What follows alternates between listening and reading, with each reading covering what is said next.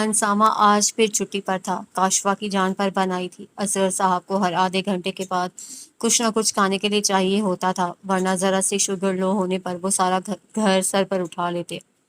ناہید بیگم پر ان کے اس شور شرابے کا کچھ خاص اثر نہیں پڑتا تھا کہ بقول ان کے اصغر صاحب محض اپنی زبان کے چسکے پورے کرنے کی خاطر کبھی شوگر ہائی تو کبھی لو کا سیاپا ڈالے رکھتے ہیں۔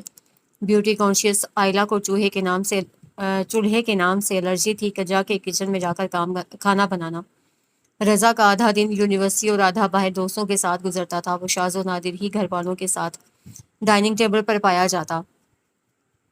خانسامہ چھٹی پر ہوتا تو کاشفہ اندھوں میں کانا راجا کے مزاق مارے باندھے کھانا بناتی، اوپر سے ابا کی فرمائشیں۔ اکثر وہ اپنے بال نوچنے کو آ جاتی۔ قسم لے لیں امی، اس سے زیادہ بدمزہ کھانا شاید ہی دنیا میں کہیں اور بنتا ہو۔ رضا نے چائنیز رائس کے نام پر چاولوں اور سبزیوں کے مرغوبے سے آدھی بھری پلیٹ پرے کھسکائی۔ کاشفہ نے کھا جانے والی نظروں سے اسے گھورا۔ بری بات، رضا نعمتوں کی ناقدری نہیں کرتے۔ رغبت سے کھاتے اصغر صاحب نے بیٹے کو ڈپٹا۔ نعمتوں کی ناقدری نہیں کر رہا ابا، بلکہ نعمتوں کے اس قدر اہتماماً زیاں پر افسوس کر رہا ہوں۔ ڈائننگ ٹیبل اکھاڑے میں بدلنے کو تھی کہ نائمہ آپا دھاڑ سے دروازہ کھول کر اندر داخل ہوئی۔ ہم برباد ہو گئے، ہم لٹ گئے۔ افراد خانہ نے دم ساتھ لیا۔ شجاع نے چھپ کر دبئی میں شادی کر لی۔ پھولی ہوئی سانسوں کے ساتھ انہوں نے دھماکہ کر دیا تھا۔ جتنی دل دہلانے والی خبر تھی، اس سے زیادہ جان لیوا انداز خبر سنانے والی نائمہ آپا کا تھا۔ کیا اول فول بک رہی ہو نائمہ؟ میرا شجاع ایسا نہیں کر سکتا۔ ناہید بیگم تڑپ ہی تو اٹھی تھی۔ نائمہ نے دائیں بائیں سر پٹکتی ماں کو سہارا دے کر اپنے پاس صوفے پر بٹھایا۔ صادقہ بھابھی کا بھائی برسوں سے مقیم ہے دبئی میں، اسی نے دیکھا ہے شجاع کو، اس کے ساتھ اونچی لمبی گوری چٹی پرکٹی کبوتری۔ نائمہ گویا ساری معلومات لے کر ہی آئی تھی۔ آپ ہی بتائیں صادقہ بھابھی کے بھائی کو کیا پڑی ہے ہم سے اتنا بڑا جھوٹ بولنے کی؟ میں نے تو جب سنا میرے قدموں تلے سے زمین نکل گئی۔ مت پوچھیں کیسے ان قدموں پر چل کر یہاں تک پہنچی ہوں۔ نہ جانے کس کمبخت نے ہمارے سیدھے سادے بھائی کو پھانس دیا۔ نائمہ آپا بولے جا رہی تھی اور ناہید بیگم کو اپنا دل کسی گہری کھائی میں ڈوبتا محسوس ہو رہا تھا۔ وہ بہت مضبوط اعصاب کی مالک تھیں، لیکن اس وقت انہیں خود پر قابو پانا بہت مشکل لگا تھا۔ پورے 4 دن گزر گئے، شجاع بھائی نے کال نہیں کی۔ ایسا پہلے تو کبھی نہیں ہوا۔ آئلہ کے توجہ دلانے پر ابا بھی چونک گئے۔ رضا تم کال ملاؤ شجاع کو۔ ملا رہا ہوں ابا، لیکن وہ کال نہیں اٹھا رہے ہیں، رضا نے مایوسی سے جواب دیا۔ رات کے کسی پہر لینڈ لائن کی چنگھاڑ نما بیل نے جیسے سب کو جھنجھوڑ ڈالا تھا۔ ناہید بیگم نے لپک کر ریسیور اٹھاتے ہوئے کان سے لگایا۔ سب اسی وقت لاؤنج میں کارپیٹ پر تکیے رکھے ادھر ادھر لڑکی ہوئی تھی۔ نائمہ آپا بھی ایمرجنسی آج یہیں رک گئی تھیں۔ سب کی حسیات ایئر پیس سے ابھرتی شجاع کی آواز پر لگی ہوئی تھیں۔ السلام علیکم امی، کیسی ہیں آپ؟ بہت مصروف تھا، ابھی فارغ ہوا تو دیکھا گھر سے اتنی ساری مسڈ کالز آئی ہوئی تھیں۔ سب خیریت تو ہے نا؟ ہاں بیٹا، اب تمہیں کہاں فرصت ملے گی ہم سے بات کرنے کی؟ تمہاری سگی اجازت دے گی تبھی ہماری کال اٹھاؤ گے نا؟ کون سگی؟ تمہاری بیوی اور کون؟ بیوی؟ دوسری طرف وہ جیسے اچھلا تھا۔ کیا کہہ رہی ہیں امی آپ؟ دیکھو شجاع، تمہیں اگر اپنی پسند سے شادی کرنی ہی تھی تو ہم سے چھپانے کی کیا ضرورت تھی؟ ناہید بیگم پھوٹ پھوٹ کر رو دی۔ اس سے زیادہ ضبط وہ خود پر نہیں رکھ سکتی تھی۔ دوسری طرف بالکل خاموشی چھا گئی، لیکن جب وہ بولا تو اس کا لہجہ بہت مضبوط تھا۔ ایسا کچھ نہیں ہے امی، اتنا بڑا قدم میں آپ کی اجازت اور رضامندی کے بغیر بھلا کیسے اٹھا سکتا ہوں؟ ہاں تو اس کا مطلب ریاض اور ان کی فسادت بہن نے جھوٹ بولا ہے؟ ان پر جیسے شادی مرگ کی کیفیت طاری ہونے لگی۔ میں نہیں جانتا کس نے آپ کو کیا کہا ہے، کام کے سلسلے میں ہزاروں لوگوں سے ملنا ملانا رہتا ہے، لیکن دکھ اس بات کا ہے امی، میرے بارے میں آپ کو کوئی کچھ بھی کہے گا تو آپ اس پر یقین کر لیں گی۔ اتنا سا بھی اعتبار نہیں رہا آپ کو اپنے شجاع پر۔ اس کی اتنی سعادت مندی اور سادہ دلی ہی تو تھی جو انہیں رلا گئی۔ بھلا ان کا اتنا فرما بردار بیٹا ایسے کیسے کر سکتا تھا؟ اس صادقہ کی تو میں خوب خبر لوں گی۔ میں نے تو آپ کو یہ خوشخبری سنانے کے لیے فون کیا تھا کہ مجھے چھٹی مل گئی ہے، اگلے ماہ پاکستان آ رہا ہوں۔ ناہید بیگم کے اندر اطمینان کی لہر سی پھیل گئی۔ بس میں نے فیصلہ کر لیا ہے، اس بار تمہیں شادی کر کے ہی واپس بھیجوں گی۔ انہوں نے بہت مان سے کہا۔ آپ کا ہر فیصلہ میرے لیے حکم کا درجہ رکھتا ہے امی، شجاع نے ان کا مان بڑھا دیا تھا۔ کیا کہہ دیا امی آپ نے؟ اتنی جلدی شجاع سے شادی کی بات کرنے کی کیا ضرورت تھی؟ نائمہ کو لگا ماں خوشی اور جوش میں کچھ زیادہ ہی بول گئی ہیں۔ اب بھی جلدی نہ کروں، اگر اس ریاض کی بات سچ ثابت ہو جاتی تو اس وقت سر پر ہاتھ رکھ کر رو رہے ہوتے ہم سب۔ لیکن پھر بھی شجاع کی شادی کرنے کا مطلب جانتی ہیں آپ؟ نائمہ نے انہیں معاملے کی سنگینی کا احساس دلانا چاہا۔ اور کچھ نہیں تو کاشفہ والا معاملہ ہی ٹھنڈا ہونے دیتی۔ خانسامہ کو ناشتے کی ہدایت دیتی کاشفہ تیر کی طرح سیدھی ان کے سر پر جا پہنچی تھی۔ کون سا کاشفہ والا معاملہ بھائی؟ میرا کوئی معاملہ نہیں ہے، مجھے بس عدیل سے ہی شادی کرنی ہے، وہ دو ٹوک انداز میں بولی تھی۔ ایک نمبر کے لالچی اور خبیث لوگ ہیں تمہارے اس عدیل کے گھر والے، نائمہ آپا نے کب میں چائے اونڈیلتے صاحب گوئی سے کہا۔ جب اتنا لمبا چوڑا برانڈڈ جہیز لے کر جاؤں گی تو ان لالچی خبیث لوگوں کے منہ بند ہو جائیں گے۔ ویسے بھی مجھے عدیل سے مطلب ہے، اس کے گھر والوں سے نہیں، کاشفہ ترکی پا ترکی بولی تھی۔ جسے تمہیں لاکھوں کا برانڈڈ جہیز دینے کا وعدہ کیا تھا، اس کے لگامیں بہت جلد کسی اور کے ہاتھ میں جانے والی ہیں، بھول جاؤ میری بہن۔ نائمہ کے تمسخر پر ناہید بیگم کی دکھتی رگ بہت زور سے پڑکی تھی۔ آپ ہماری ماں کو ہلکا لے رہی ہیں آپا، ان کی اجازت کے بغیر شجاع بھائی سانس لے لیں بڑی بات ہے۔ نفاست سے جوس کا گلاس سامنے گھونٹ گھونٹ حلق میں اتارتی آئلہ کے کہنے پر ناہید بیگم کی گردن پھر سے تن گئی۔ اصغر صاحب کو رات ہی شجاع کی شادی کی جھوٹی افواہ کے بارے میں بتا دیا گیا۔ اگلی صبح ناشتے کی میز پر خاندان بھر کی لڑکیاں کھنگال کر ریجیکٹ کر دی گئیں۔ شجاع بھائی سے ایک بار پوچھ لیں، کیا پتا انہیں کوئی پسند ہو۔ رضا کے مشورے کو کسی نے درخورے اتنا نہ سمجھا۔ میرا شجاع ایسا نہیں ہے، لڑکی پسند کرنے کا مکمل اختیار اس نے مجھے دے دیا ہے۔ ناہید بیگم کا وہی متکبرانہ انداز، جو میں چاہوں گی، جیسا میں چاہوں گی۔ پھر بھی ایک بار پوچھ لینے میں کیا حرج ہے؟ لمبی ٹکار لینے کے بعد پیٹ پر ہاتھ پھیرتے اصغر صاحب بھی بول پڑے۔ ناہید بیگم بری طرح چڑ گئیں۔ آپ اپنے کام سے کام رکھیں تو بہتر ہوگا۔ اصغر صاحب منہ بنا کر اٹھ کر چل دیے۔ رخشندہ خالہ سے بات کریں امی، ان کا کافی لوگوں سے ملنا ملانا رہتا ہے، ہو سکتا ہے ان کی نظر میں کوئی اچھی لڑکی ہو۔ بیوٹی کوئن کا مشورہ سیدھا ان کے دل کو جا کے لگا تھا۔ تجھ کو سوچوں تو ایسا لگتا ہے جیسے خوشبو سے رنگ ملتے ہیں، جیسے صحرا میں آگ جلتی ہے، جیسے بارش میں پھول کھلتے ہیں۔ اپنی مخصوص کرسی پر آلتی پالتی ماں نے گود میں رکھی کتاب پر نظریں جمائے آس پاس سے بے خبر انادل مسکرا اٹھی۔ ہوا کے جھونکے نے ڈھیر سارے ننھے منھے زرد پھول اس کی جھولی میں ڈال دیے تھے، کچھ گھنگریالے بالوں میں اٹک گئے۔ کتنی دیر سے آواز دے رہی ہوں بیٹا، چھت کے سے کپڑے اتار لاؤ، اتنا خطرناک موسم ہو رہا ہے، اوپر سے تمہاری چچی اور فریحہ کا بھی کچھ پتا نہیں، مال میں شاپنگ کرتے وقت موسم کی طرف دھیان کہاں جاتا ہے بھلا۔ منیزہ بیگم کے لہجے میں پریشانی در آئی تھی۔ اتنے رومانٹک موسم کو آپ خطرناک کہہ رہی ہیں؟ کتاب بند کر کے چپل پاؤں میں اڑستی وہ اٹھ کھڑی ہوئی تھی۔ اور ایک کاہے کا رومانٹک، ادھر میری جان پر بنی ہوئی ہے، تمہاری چچی اور فریحہ خیر سے گھر آ جائیں، پھر بھلے چھاجوں می برستا رہے۔ اوہو، تو آپ عاقب بھائی کو کال کریں نا، وہ انہیں لیتے آئیں گے۔ لو دیکھو ذرا، اس طرف تو میرا دھیان ہی نہیں گیا، ابھی عاقب کو کال ملاتی ہوں۔ منیزہ بیگم فوراً اندر کی طرف بڑھ گئی تھی۔ اور تم جلدی سے کپڑے اتار لاؤ، چھت پر موسم کے مزے لینے نہ کھڑی ہو جانا۔ جاتے جاتے اسے تاکید کرنا نہیں بھولی۔ انادل ہنستے ہوئے سیڑھیاں چڑھ گئی، پہلے حسب عادت منڈیر پر بیٹھے کبوتروں کو اڑایا، پھر تار سے کپڑے اتارنے لگی۔ موسم واقعی دل فریب ہو رہا تھا۔ کالی گھنگور گھٹائیں جھوم جھوم کر آ رہی تھیں، کھلی فضا میں موسم انجوائے کرنے کی شدید خواہش دل میں دباتی جب وہ کپڑوں کا گٹھر سینے سے لگائے سیڑھیوں کی جانب بڑھی، گردن موڑ کر پیچھے دیکھا، کبوتر ایک ایک کر کے پھر سے منڈیر پر بیٹھ رہے تھے۔ وہ ایک ترنگ سے دو دو سیڑھیاں ایک ساتھ پھلانگتی نیچے آ گئی۔ منیزہ بیگم کی دعائیں رنگ لے آئی تھیں۔ عاقب کے ہمراہ جیسے ہی سائرہ چچی اور فریحہ نے اندر قدم رکھا، تڑ تڑ بوندیں گرنا شروع ہو گئیں۔ کچن میں پکوڑے تلتی انادل نے کھڑکی سے جھانک کر ماں کا مطمئن چہرہ دیکھا اور جلدی سے دوسرے چولہے پر چائے کا پانی چڑھایا۔ آپ کو بھی کیا ضرورت تھی چچی ایسے موسم میں بازار جانے کی؟ اگر کچھ رہ گیا تھا تو مجھے بتایا ہوتا، میں لے آتا۔ صوفے پر آرام دہ انداز میں ٹیک لگائے عاقب بولا، ارے بیٹا، ساری شاپنگ تو منیزہ بھابھی اور میں نے مل کر لی تھی، بس یہ فریحہ کے جوتے رہ گئے تھے، سائز کا مسئلہ تھا، اس لیے اس کو ساتھ لے گئی۔ گز جتنے لمبے تو پاؤں ہیں اس کے۔ ماں کی بات پر فریحہ نے گڑبڑا کر اپنے پاؤں پیچھے کیے۔ عاقب زیر لب مسکرا دیا، سر بڑے سرداروں کے، پاؤں بڑے گنواروں کے۔ پکوڑوں اور چائے کی ٹرے اٹھائے اندر آتی انادل گنگنائی۔ فریحہ نے دان کچکچا کر اسے دیکھا، یوں ہی ایک مثال دے رہی تھی۔ انادل نے معصومیت سے آنکھیں پٹ پٹائیں، مثالیں دینے کے لیے کیا میرے پاؤں ہی رہ گئے ہیں؟ فریحہ نے پکوڑا یوں دانتوں تلے دبایا جیسے انادل کی گردن ہو۔ ایک بار اپنی بھابھی بننے دو، پھر دیکھنا انہی قدموں کی نوک پر رکھوں گی۔ یہ منہ اور مسور کی دال۔ انادل اسے چڑھاتی اپنا کپ اٹھا کر عاقب کے ساتھ جا بیٹھی، جو چائے کی چسکیاں لیتا ان دونوں کی نوک جھونک سے لطف اندوز ہو رہا تھا۔ ابھی تو چند لفظوں میں سمیٹا ہے تجھے میں نے، ابھی میری کتابوں میں تیری تفسیر باقی ہے۔ دروازہ کھلنے اور بند ہونے کی آواز پر اس نے ڈائری پر جھکا سر اوپر اٹھایا اور پین منہ میں دبا کر مسکرا دی۔ کیا ہوا، ایسے کیوں مسکرا رہی ہو؟ شاپنگ بیگز قالینز پر ڈھیر کرتے فریحہ نے استفسار کیا۔ جب دروازہ ایسے ہلکی سی چل کے ساتھ کھلتا اور بند ہوتا ہے تو کتنا رومانٹک لگتا ہے نا۔ بے وقوف، فریحہ نے سر جھٹکا، ایسی معمولی باتوں پر کون دھیان دیتا ہے بھلا؟ ایسی معمولی باتوں میں ہی تو زندگی کا اصل حسن چھپا ہوتا ہے، بس دیکھنے والی آنکھ اور محسوس کرنے والا دل چاہیے۔ جیسا کہ پریہا نے ابرو اچکا کر پوچھا۔ جیسا کہ کوہر میں لپٹا چاند، جیسے سرخ گلاب کے گرد رقص کرتی سنہری تتلی، جیسے ہتھیلی پر گری بارش کی پہلی بوند، جیسے کوئی روتے روتے اچانک ہنس دے، جیسے کوئی اچانک سے پھونک مار کر موم بتی بجھا دے۔ یہ سب کتنا خوبصورت ہے نا۔ فریحہ نے اس کی کسی مقدس راز کی طرح گہری آنکھوں میں جھانکا، جہاں الوہی روشنیوں سے جگمگاتا ایک الگ جہاں سا آباد تھا۔ انادل نے سر جھٹکا۔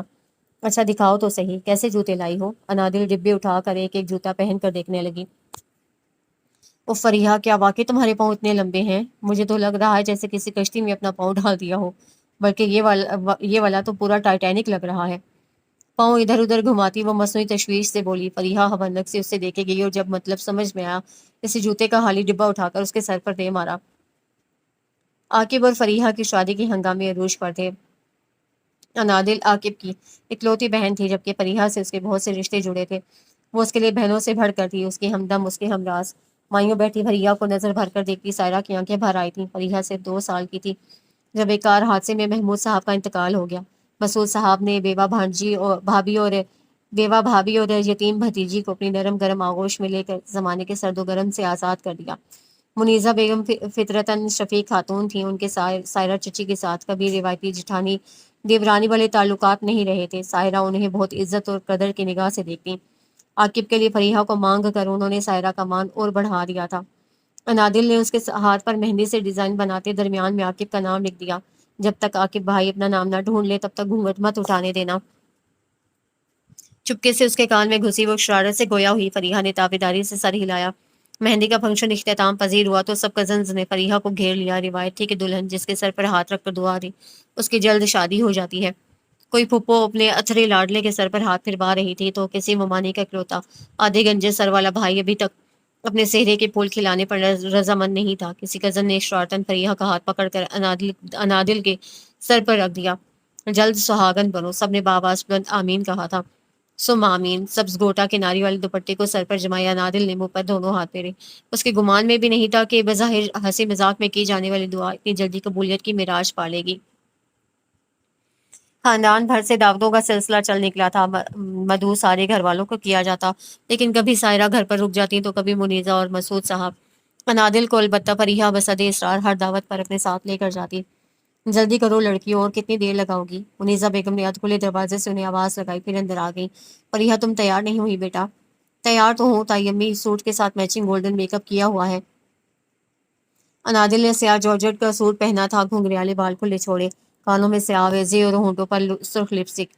اتنا تیار ہونے کی کیا ضرورت تھی دل؟ انہوں نے بے ساختہ نگاہ چڑھائی۔ سوٹ کے ساتھ میچنگ ہے امی، کیا اچھی نہیں لگ رہی؟ اوفو، ایک تو اس میچنگ کے چکر نے لڑکیوں کی اچھی خاصی مت مار دی ہے۔ کواری شادی شدہ اور شادی شدہ کواری لگتی ہیں۔ وہ سر پر ہاتھ مار کر رہ گئی۔ فریحہ کو ان کے انداز پر ہنسی آ گئی۔ ویسے آج جانا کہاں ہے؟ انادل نے پوچھا۔ آج ہم کہیں نہیں جا رہے، بلکہ کچھ لوگ آ رہے ہیں ہمارے گھر، فریحہ چہکی، تمہیں دیکھنے۔ وہ ناسمجھی سے فریحہ کو دیکھنے لگی۔ عاقب اور فریحہ کی شادی کے دوران ہی اس کے لیے ایک بہت اچھا رشتہ آ گیا تھا۔ رشتہ ہر لحاظ سے بہترین تھا۔ عاقب اور مسعود صاحب نے اچھی طرح چھان بین کر لی تھی۔ اسے پہلے اس لیے نہیں بتایا کہ وہ ڈسٹرب ہو کر شادی ٹھیک طرح سے انجوائے نہیں کر سکے گی۔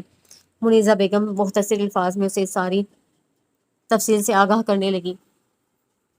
وہ حالی حالی نگاہوں سے انہیں دیکھنے لگی۔ یہ سب کچھ بہت غیر متوقع سے ہی، لیکن تمہیں ہم پر بھروسہ رکھنا چاہیے بیٹا۔ اس کے یہ ہاتھوں کو تھامے وہ محبت سے کہہ رہی تھی، تبھی سائرہ نے مہمانوں کی آمد کی اطلاع دی۔ کیا یہ کوئی خواب ہے؟ اسے پلکیں جھکا کر اپنے ہتھیلی پر رکھے شگن کے ہزار ہزار کے نوٹ دیکھے۔ ناہید بیگم کا جلد شادی پر اصرار، نکاح کی تاریخ طے ہو جانا۔ وہ ابھی تک بے یقینی کے پنڈولم میں جھول رہی تھی۔ وہ جو زندگی کے ہر لمحے سے خوشیاں کشید کرنے کی چاہ رکھتی تھی، اس کی زندگی کا اتنا اہم موڑ اتنا بے رنگ اور پھیکا ہوگا، یہ تو اسے کبھی خواب میں بھی نہیں سوچا تھا۔ شجاع کے گھر والوں کی طرف سے رسمیں یوں ادا کی گئیں جیسے فرض میں لپٹا ہوا کوئی قرض ہو۔ اسے عاقب اور فریحہ کی شادی کے دن یاد آ گئے، گیندے کے پھولوں سے سجے جھولے پر دونوں کا ایک ساتھ بیٹھنا اور وہ چھیڑ چھاڑ مسکراہٹیں۔ لو بھائی دل مبارک ہو، خیر سے تمہارا ایمرجنسی دولہا پاکستان پہنچ ہی گیا۔ میں تو ڈر رہی تھی خدا نہ خواستہ فلائٹ وغیرہ کا کوئی مسئلہ ہو جاتا تو۔ نکاح سے ایک روز قبل تارا بازی کے مذاق کرنے یا شاید اڑانے پر وہ بے ساختہ الگ کچل کر رہ گئی۔ اسٹیج پر لگتا تھا کسی نے جیتی جاگتی مورت دولہا کے پہلو میں بٹھا دی ہو۔ دل ریلیکس میری جان، سب ٹھیک ہے، اس کے ساتھ ہاتھ ہولے سے دباتی فریحہ کا دل چاہا وہ اسے لپٹ کر خوب روئے۔ تبھی رخصتی کا شور بلند ہوا۔ नाहिद बहन, दुल्हन तो आपने लाखों में एक ढूंढी है, माशाल्लाह कितनी मनमोहनी सूरत है। लाउंज में इस वक्त करीबी रिश्तेदार खवातीन मौजूद थीं। वाकई अपने शुजा के साथ खूब जच रही थी। नाइमा की सास तारीफें करते ना थक रही थी। नाइमा बेगम को खूब ताव आया, माना कि बहुत खूबसूरत है, लेकिन ऐसा भी क्या कि सबने एक साथ उसके हुस्न के कसीदे पढ़ना शुरू कर दिए। अल्लाह करे सीरत की भी इतनी प्यारी हो, वरना खाली खुली सूरत का हमने क्या अचार डालना है। दिल की भड़ास निकाले बगैर आराम से बैठने वालों में से वो नहीं थी। और जिसके बारे में ये सारी गुफ्तगू हो रही थी, वो इस वक्त अपने रूसी जोड़े में घुटनों के गिर्द बाजू फैलाए वॉल फ्लो की टिक टिक सुन रही थी। उसे इस वक्त अपना कमरा बाहर खिड़की से झांकता चांद याद आया, बरामदे की ग्रिल से लिपटी बेल, डायरी में रखे जर्द फूल याद आए। रुखसती के वक्त जिन आंसू पर बंद बांधा था वो टूट गया था। तुम रो रही हो, अपनी सोचों में वो इस कदर मुस्तगरिक थी कि उसे दरवाजा खुलने और बंद होने का भी एहसास नहीं हुआ। चौंकी तो तब जब वो उसके करीब बैठा पूछ रहा था। अनादिल ने भीगी पलकें झुकाकर नफी में सर हिलाया। शुजा के होंठों पर मुस्कुराहट दौड़ गई। इतना खूबसूरत झूठ। अनादिल ने सर मजीद झुका लिया, पलकों पर अटके मोती गालों पर लुढ़क आए थे।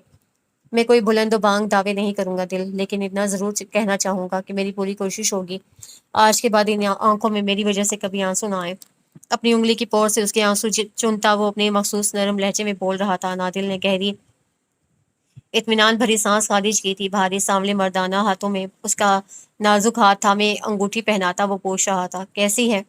बहुत प्यारी। लेकिन अनादिल ने बात अधूरी छोड़कर बेसाख्ता जुबान दांतों तले दबाई थी। लेकिन शुजा सीधा हो बैठा। कुछ नहीं, धीरे से नफी में सर हिलाती वो हंस पड़ी। शुजा मबहूत सा उसे देखे गया। इस लम्हे उसे लगा एक दिन पहले वो जिसके नाम तक से वाकिफ नहीं था, इस वक्त उसके दिल पर बड़े इस्तेकाक और तुम तराक से विराजमान हो गई है। अरे कहाँ रुकई आप तो अच्छी तरह जानती हैं मेरा शुजा कितना संजीदा और खामोश तबीयत का मालिक है, इसीलिए तो शादी पर ज्यादा धूम धड़का नहीं किया। बारात वाले दिन ही सारी बरादरी को खाना खिलाकर वलीमा निपटा दिया था। लाउंज में नाहिद बेगम फोन पर महवे गुफ्तगू थी। सुबह मामूल के मुताबिक जल्दी उसकी आंख खुल गई। उसकी बरसों से आदत थी सबसे पहले उठकर खिड़की खोलती। सारे सामने बागीचे का सरसब्ज मंजर उसे तरोताज़ा कर देता।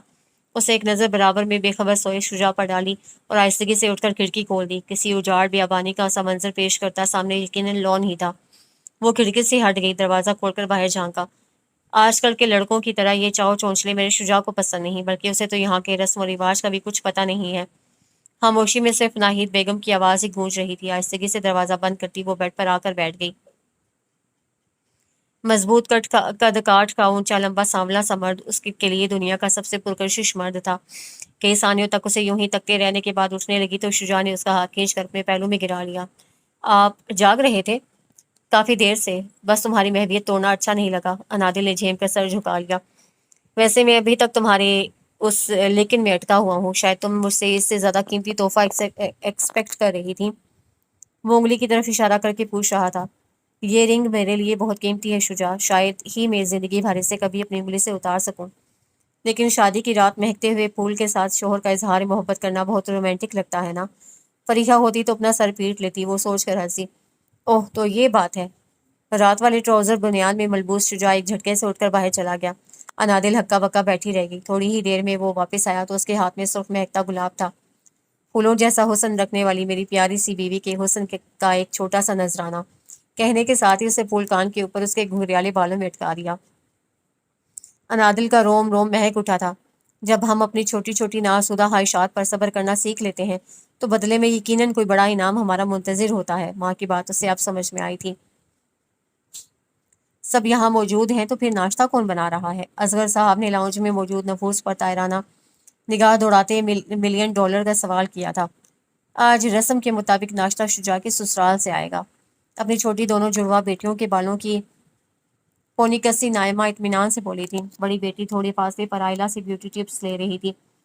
अच्छा, तुम्हारी माँ वैसे तो इन रस्मों रिवाजों के खिलाफ बड़ी अलंबरदार बनी फिरती है। आपको आम से मतलब होना चाहिए, पेड़ से नहीं। नाहिद बेगम आज किसी बहस के मूड में नहीं थी। काशफा मोबाइल पर शादी की पिक्स अदिल को व्हाट्सएप कर रही थी। रजा भी कदरे रिलैक्स अंदाज में सोफे पर नींद दराज अपने मोबाइल पर मसरूफ था। 10 तो बज गए, अब क्या हम 12 बजे तक उनके नाश्ता लाने के इंतजार में भूखे बैठे रहेंगे? खाने के मामले में वो वक्त का बखूबी हिसाब किताब रखते थे। नाहिद बेगम कोई करारा से जवाब देना चाहती थी कि इसी वक्त अनादिल और शुजा एक साथ अंदर दाखिल हुए। क्या वाकई में इतनी खूबसूरत हैं? आयला ने बेचैनी से पहलू बदला। काशिफा के मुकाबले में उसका रंग साफ था, जबकि नकूश नाइमा के जज्बे नजर थे। لیکن بچیوں کی پیدائش اور کھانے پینے کے معاملے میں ہر درجہ بے احتیاطی نے ان کی جسامت کا حدود و اربا خاصا وسیع کر دیا تھا۔ اب تھل تھل کرتے وجود میں نقوش کہیں گم ہو کر رہ گئے۔ ایسے میں ایک آئلہ ہی تھی جو خود کو بیوٹی کوئن سمجھتی۔ بال چھدرے، ناک پھینی تھی تو کیا ہوا، رنگ تو گورا تھا، اس کی نظر میں اپنے سوا کوئی جچتا نہیں تھا، اور اب نہ چاہتے ہوئے بھی اس کی نگاہیں بھٹک بھٹک کر انادل کی طرف اٹھ رہی تھیں، جو پرپل کامدار سوٹ پہنے سلیقے سے کیے میک اپ میں کندن کی مانی دمک رہی تھی۔ لو بھئی آ گیا وہ شاہی ناشتہ جس کے انتظار میں ہم کب سے اپنی نگاہیں فراش راہ کیے بیٹھے تھے۔ فریحہ اور عاقب کو ناشتے کے لوازمات کے ساتھ آتا دیکھ کر اصغر صاحب نے نعرہ بلند کیا تھا۔ ناہید بیگم کو ان کے چٹور پن پر آج سے پہلے کبھی اتنا غصہ نہیں آیا تھا۔ بہت خوشگوار ماحول میں ناشتہ کیا گیا، لیکن ناہید بیگم کو اپنے حلق میں بار بار نوالے اٹکتے محسوس ہوئے۔ آج انہیں اپنا شجاع بہت بدلا بدلا ہوا سا لگا۔ شجاع ناشتے کے بعد باہر چلا گیا تھا۔ جاتے جاتے اسے پلٹ کر جن نگاہوں سے انادل کو دیکھا تھا، ایک شرمگی مسکراہٹ نے اس کے چہرے کا احاطہ کیا تھا۔ دن بھر رشتہ دار خواتین کا منہ دکھائی کے لیے آنا جانا لگا رہا۔ نائمہ آپا سائے کی طرح اس کے ساتھ چمٹ کر بیٹھی رہیں۔ کاشفہ، آئلہ اور ناہید بیگم بھی لاؤنج میں ہی تھیں۔ مہمانوں کی خاطر تواضع کی ذمہ داری ملازماؤں نے اٹھا رکھی تھی۔ کافی دیر ایک ہی جگہ بیٹھے رہنے سے اس کی کمر دکھنے لگی تھی۔ مہمانوں کے رخصت ہوتے ہی نائمہ آپا نے کمال بے تکلفی سے اس کا پرس کھول کر نوٹ گننا شروع کر دیے۔ کیا آپ کے ہاں رواج ہے منہ دکھائی میں ملنے والی ساری رقم بڑی نند کو تحفتاً دے دی جاتی ہے؟ رضا ابھی بھی آیا تھا اور آتے ہی سنجیدہ چہرہ بنا کر پوچھنے لگا۔ لاؤنج میں خاموشی چھا گئی۔ نائمہ کا دل بلیوں اچھلنے لگا۔ انادل نے نفی میں سر ہلایا۔ خوش قسمتی سے ہمارے ہاں بھی نہیں ہے، وہ کہکا لگا کر ہنس پڑا اور نائمہ کے ہاتھ سے سارے نوٹ اچک کر دوبارہ پرس میں ڈالے اور پرس انادل کی طرف بڑھا دیا۔ ہاں تو میں بھی گن ہی رہی تھی، کون سا اپنے پاس رکھ رہی تھی؟ نائمہ آپا کھسیانی ہو کر بولی۔ آپ تھک گئی ہوں گی، جا کر اپنے کمرے میں آرام کر لیں۔ اب کی بار وہ بولا تو سنجیدہ لہجہ نرمی لیے ہوئے تھا، پل میں لہجہ بدلتا تھا اس کا۔ کمال ہے، یہ خیال گھر کی خواتین کو کیوں نہیں آیا؟ دل سے متشکرانہ نگاہوں سے اسے دیکھتی فوراً اٹھی تھی۔ لگتا ہے آپ کسی بہت بڑی مجبوری کے تحت یہاں کام کر رہے ہیں۔ ٹھنڈی میٹھی سپہر ڈھل رہی تھی جب وہ لان میں چلی آئی۔ عملتاز کے نیچے کرسی ڈالے اونگتا ادھیڑ عمر مالی ایک دم ہڑبڑا کر اٹھا تھا۔ نہیں نہیں تو پھر اتنی بددلی کیوں چاچا؟ قدموں تلے آ کر چرچراتے زرد پتوں کا نوحہ اس کی زبان پر شکوہ بن کر پھسلا تھا۔ خزاں تو ابھی دور ہے، پھر یہاں خزاں رت کی زردیاں کیوں گھلی ہوئی ہیں؟ چلتے چلتے وہ اچانک پیچھے مڑی اور اپنے عقب میں کھڑے شجاع سے بمشکل ٹکراتے بچی، کیونکہ آج سے پہلے یہاں پیار کی ملکہ نے قدم برمبا جو نہیں فرمایا تھا۔ اسے اپنے ہمراہ لیے وہ سفید اور گلابی پھولوں کی کنج کے پاس رکھے جھولے کی طرف بڑھ گیا۔ لگتا ہے تمہیں پھول بہت پسند ہے۔ پسند؟ عشق کرتی ہوں میں ان سے۔ لان کے بیچوں بیچ جھولے کی نامانوس چرخوں گونجی تھی۔ اوہ، تو کیا میں انہیں اپنا رقیب سمجھوں؟ بالکل نہیں، یہ پھول، خوشبو، بادل، ہوا سب آپ کے بغیر بے معنی ہیں۔ وہ اپنی محبتوں کے اظہار کے معاملے میں ایسی ہی تھی۔ شجاع نے تھوڑا سا آگے جھک کر ٹہنی سمیت ایک پھول توڑا اور اس کی طرف بڑھایا۔ ہوا سے چہرے پر آئے اپنے بالوں کو ہاتھ سے سمیٹتی اسے پھول تھام لیا۔ سنا ہے سفید پھول انتظار کی علامت ہوتے ہیں۔ کانٹا بہت زور سے اس کی انگلی میں چبھا تھا۔ شجاع کی ہمراہ زندگی اتنی خوبصورت اور مکمل ہوگی اسے کبھی خواب میں بھی نہیں سوچا تھا۔ اسے اپنے سامنے دیکھ کر دل کے چہرے پر جو مسکراہٹ آتی تھی دنیا میں اس کا کوئی مول نہیں تھا۔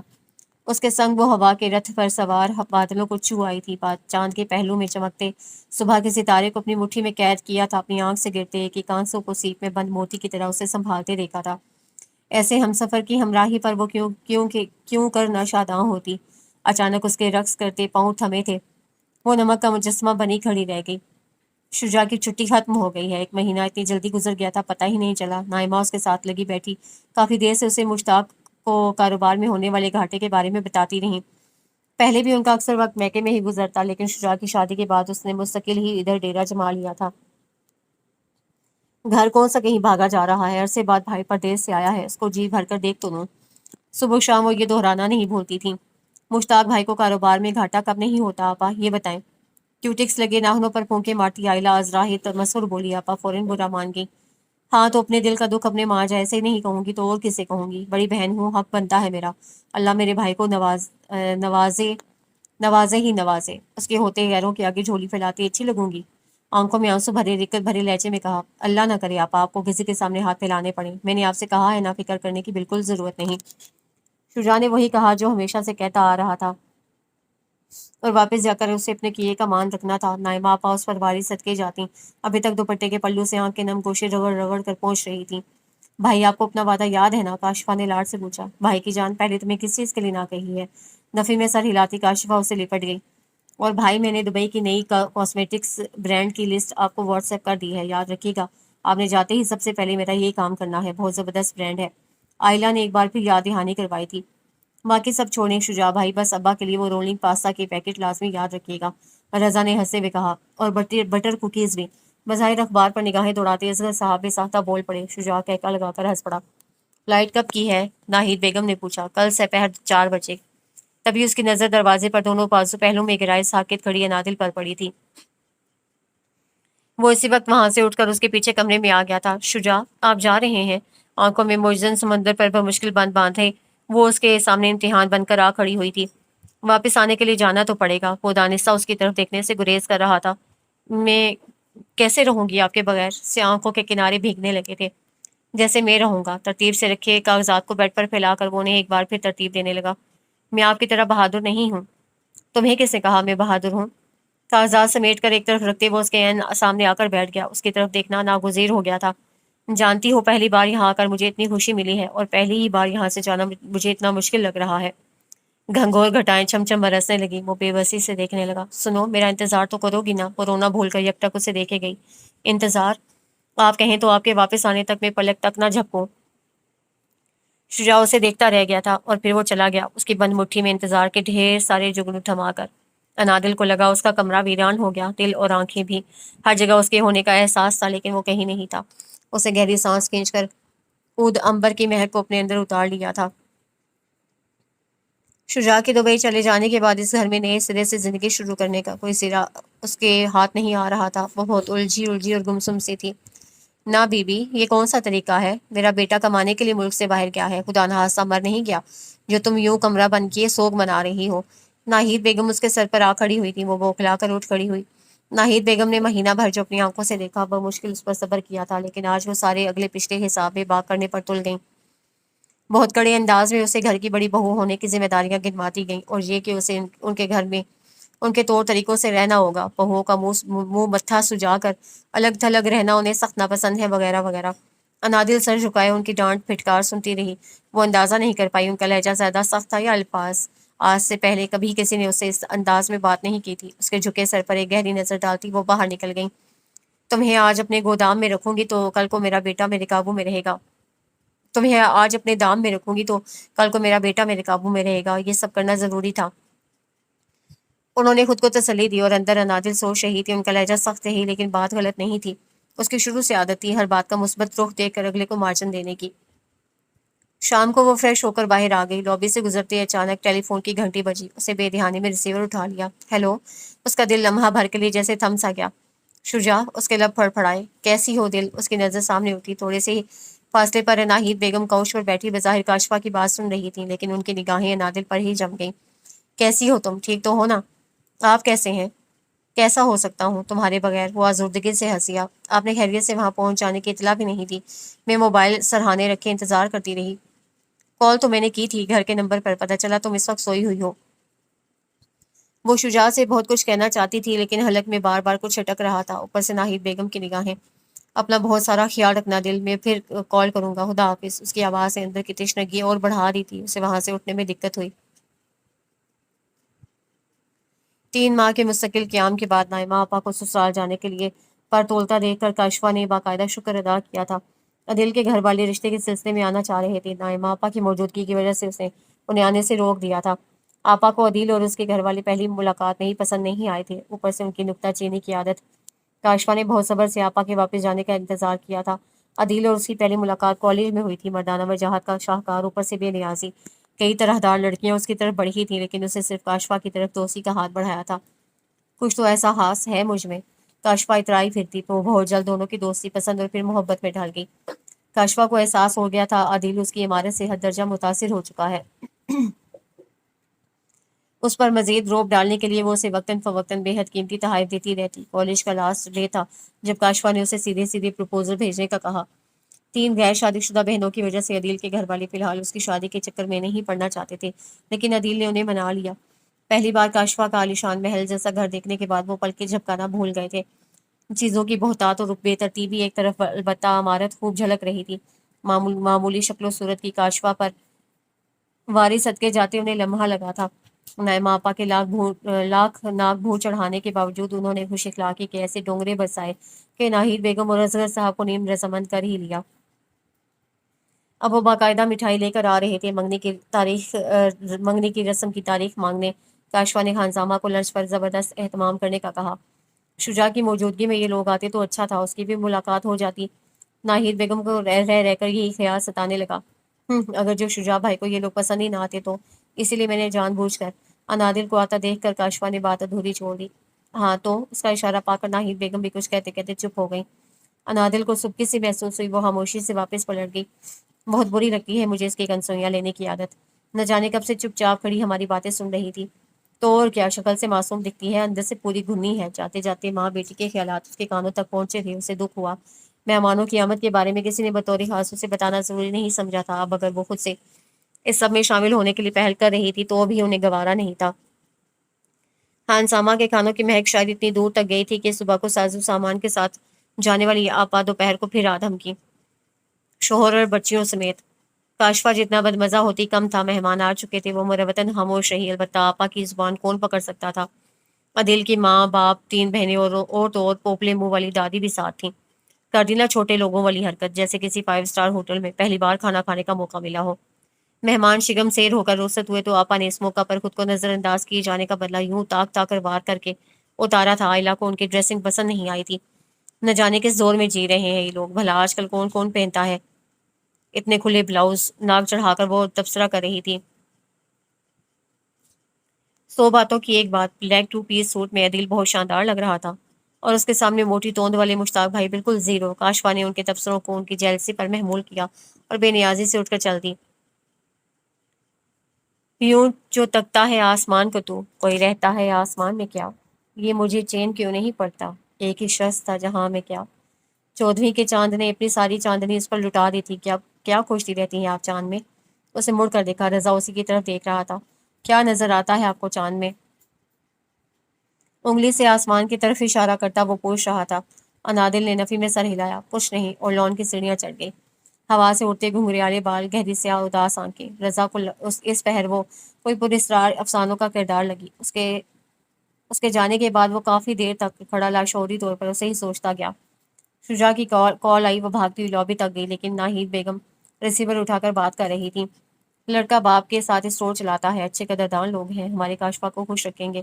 اس جمعہ کو منگنی کا فنکشن کرنا چاہ رہے تھے۔ ناہید بیگم اسے تفصیل سے کاشفہ کے رشتے کے بارے میں بتانے لگی۔ ماں کے گھورنے کے باوجود بے صبری سے ادھر ادھر چکر کاٹتی عائلہ نے ان کے ہاتھ سے ریسیور لے لیا۔ بھائی سامان تو مل گیا ہے، بس 1-2 چیزیں کم تھیں، ہو سکے تو اگلی بار وہ بھی بھیج دیجیے گا پلیز پلیز۔ ناہید بیگم نے اس کے ہاتھ سے ریسیور لے لیا تھا۔ کیا ستم ہے کہ ہجر کے دن بھی زندگی میں شمار ہوتے ہیں۔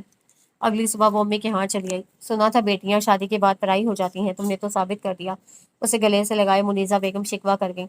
سوری امی، اس کی آنکھیں بھر آئی تھیں۔ ارے پاگل، مذاق کر رہی ہوں۔ اس کا رخسار تھپ تھپا کر وہ مسکرائی تھیں۔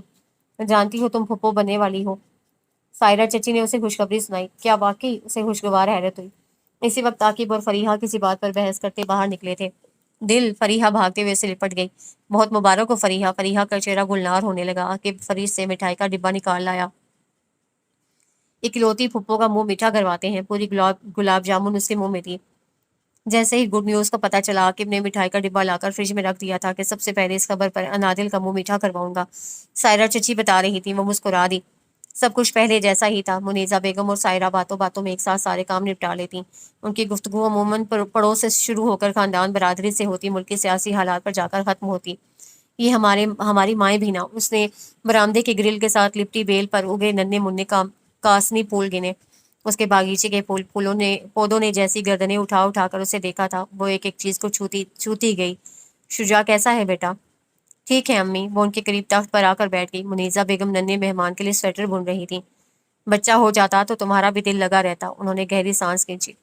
اللہ نے لکھے ہوں دیر سویر ہو جاتی ہے۔ وہ خاموشی سے انگلی پر اون لپیٹتی اور کھولتی رہی، پھر سب کے لاکھ روکنے پر بھی وہ شام سے پہلے وہاں سے نکل آئی تھی۔ کاشفہ چاہتی تھی منگنی کا فنکشن خوب دھوم دھام سے ہو، مہینوں خاندان میں اس کی منگنی کا چرچا ہوتا رہے، اور اس سلسلے میں وہ کوئی کمپرومائز کرنے پر تیار نہیں تھی۔ اپنا سوٹ خود ڈیزائنر سے تیار کروایا تھا، میچنگ جویلری، سینڈل، شہر کے مہنگے ترین بیوٹی پارلر سے ٹائم لیا۔ شجاع نے فنکشن کے ارینجمنٹ کے لیے الگ سے رقم بھجوائی تھی۔ عدیل اور اس کے گھر والوں کے لیے قیمتی تحائف، ہر ماہ گھر کے اخراجات کے علاوہ انادل کے لیے الگ سے پیسے بھجوائے تو ناہید بیگم سخت برا مان گئی۔ میں نے تو اپنی بچیوں اور بہوں میں کبھی کوئی فرق نہیں رکھا، پھر بھی تمہیں اگر اپنی ماں پر اعتبار نہیں ہے کہ میں تمہاری بیوی کو اچھا کھانے اور پہننے اوڑھنے کو نہیں دیتی تو بھلے شوق سے اس کے لیے الگ سے خرچہ بھیجا کرو۔ ایسی کوئی بات نہیں امی، میں تو بس خیر چھوڑیں، جیسا آپ کو مناسب لگے۔ سب شام کو ہونے والے فنکشن کی تیاریوں میں مصروف تھے۔ انادل کو بھی 2 گھڑی شجاع سے اکیلے بات کرنے کا موقع مل گیا۔ شجاع، آپ موبائل یوز نہیں کرتے کیا؟ یار سارا دن آفس میں اتنا بزی رہتا ہوں کہ موبائل اٹھانے کا ٹائم ہی نہیں ملتا۔ آف ہوتے ہی اپارٹمنٹ پہنچ کر فریش ہو کر کھانا کھاتے ہی لمبی تان کر سونے کو جی چاہتا ہے بس۔ بہت ٹف روٹین ہے یہاں، موبائل کی طرف دھیان ہی نہیں چاہتا۔ گھر والوں سے ہمیشہ لینڈ لائن پر ہی بات ہو جاتی ہے۔ اس کے لہجے کی تھکاوٹ کو اس نے دل سے محسوس کیا تھا۔ کیا ضرورت ہے خود کو اتنا تھکانے کی؟ میں اپنے فرائض سے نظریں نہیں چرا سکتا دل۔ اور میں کبھی یاد نہیں آئی آپ کو؟ تم، اسے گہری سانس اپنے اندر اتاری تھی، تمہیں تو اپنے دل میں لیے پھرتا ہوں۔ بنجر ہوتی زمین پر جیسے چند زور کے چھینٹے پڑے تھے، سوندھی مہک چہار اطراف بکھر گئی۔ فنکشن اتنے اعلیٰ پیمانے پر ہوگا اس کے گمان میں بھی نہیں تھا۔ سارا انتظام لان میں ہی کیا گیا تھا، اسٹیج، برقی کمکمے، میوزک، خاطر تواضع کے لیے انواع و اقسام کے لوازمات۔ اسے سرخ جارجٹ کا کڑھائی والا سوٹ پہنا، کلائیوں میں ہم رنگ کانچ کی چوڑیاں، کٹاؤ دار ہونٹوں پر سرخ لپسٹک نے اس کے حسن کو تو اچھا کر دیا۔ وہ فنکشن میں موجود کئی لوگوں کی نظروں کے حصار میں آئی تھی، لیکن جس ستائش بھری نظر کی اسے چاہ تھی وہ کہیں نہیں تھی۔ اسے گہری سانس اپنے اندر اتارتے گویا خود پر قابو پانے کی صحیح کی تھی۔ شجاع نے کہا، میری لاڈلی بہن کی منگنی کا فنکشن ہے، سب کچھ دھوم دھام سے ہونا چاہیے، کہیں کوئی کمی نہ رہے۔ ناہید بیگم بآواز بلند نہ جانے کس سے کہہ رہی تھی۔ حیرت ہے شجاع بھائی نے ایسے نیک خیالات کا اظہار اپنی شادی کے موقع پر کیوں نہیں کیا؟ فریحہ کی زبان پھسلی۔ سائرہ نے گھور کر اسے دیکھا، مبادا انادل کی دل آزاری ہو، لیکن وہ ان کی طرف متوجہ نہیں تھی۔ آپ لوگ اتنی دور کیوں کھڑی ہیں؟ اسٹیج پر چلیے نا، فوٹو شوٹ کرواتے ہیں۔ دونوں چٹکیوں میں کامدار میکسی تھوڑا سا اوپر اٹھایا، آئلہ نے آداب میزبانی نبھائے۔ جی جی آ رہے ہیں، منیزہ بیگم بولی۔ وہ ماتھے پر گرے بال جھٹکتی آگے بڑھ گئی۔ توبہ ہے، لوگ کیسے اتنا بن بن کر بولتے ہیں۔ فریحہ کو اس کے مصنوعی انداز پر ہنسی آ گئی۔ تبھی اسٹیج پر مبارک سلامت کا شور بلند ہوا۔ رسم منگنی ادا کی جا چکی تھی، اب ایک دوسرے کا منہ میٹھا کروایا جا رہا تھا۔ ویسے حد ہے امی، منگنی کا فنکشن تھا، کیا ضرورت تھی اتنا خرچہ کرنے کی؟ سب کچھ سادگی سے بھی تو ہو سکتا تھا۔ فنکشن کے اختتام پر سب گھر والے لاؤنج میں آ گئے۔ انادل چائے کی ٹرے لیے اندر آئی، رضا بے حد ناراضی سے کہہ رہا تھا، وہ کیوں بھلا؟ کاشفا کی منگنی اور سادگی سے؟ کاشفا نے تفاہرانہ گردن اکڑائی۔ شجاع بھائی درختوں سے نوٹ توڑ کر نہیں بھیجتے، کچھ احساس بھی ہے تم لوگوں کو؟ اس فضول کے شو آف کے چکر میں ان کے لاکھوں لگ گئے۔ کاشفا کے ساتھ ساتھ ناہید بیگم کو بھی انادل کے سامنے رضا کی یہ تقریر ایک آنکھ نہ بھائی۔ تمہاری جیب سے کون سا 1 روپیہ گیا ہے جو تم یوں تڑپ رہے ہو؟ یہ شجاع بھائی ہی ہیں جنہیں ہماری خوشی کا اتنا خیال رہتا ہے، ورنہ تم سے تو ہمیں ایک دھیلے کی بھی امید نہیں۔ میں شجاع بھائی کی طرح بے وقوف نہیں ہونا۔ انادل پر ایک گہری نگاہ ڈالتا وہاں سے اٹھ کر اپنے کمرے میں چلا گیا۔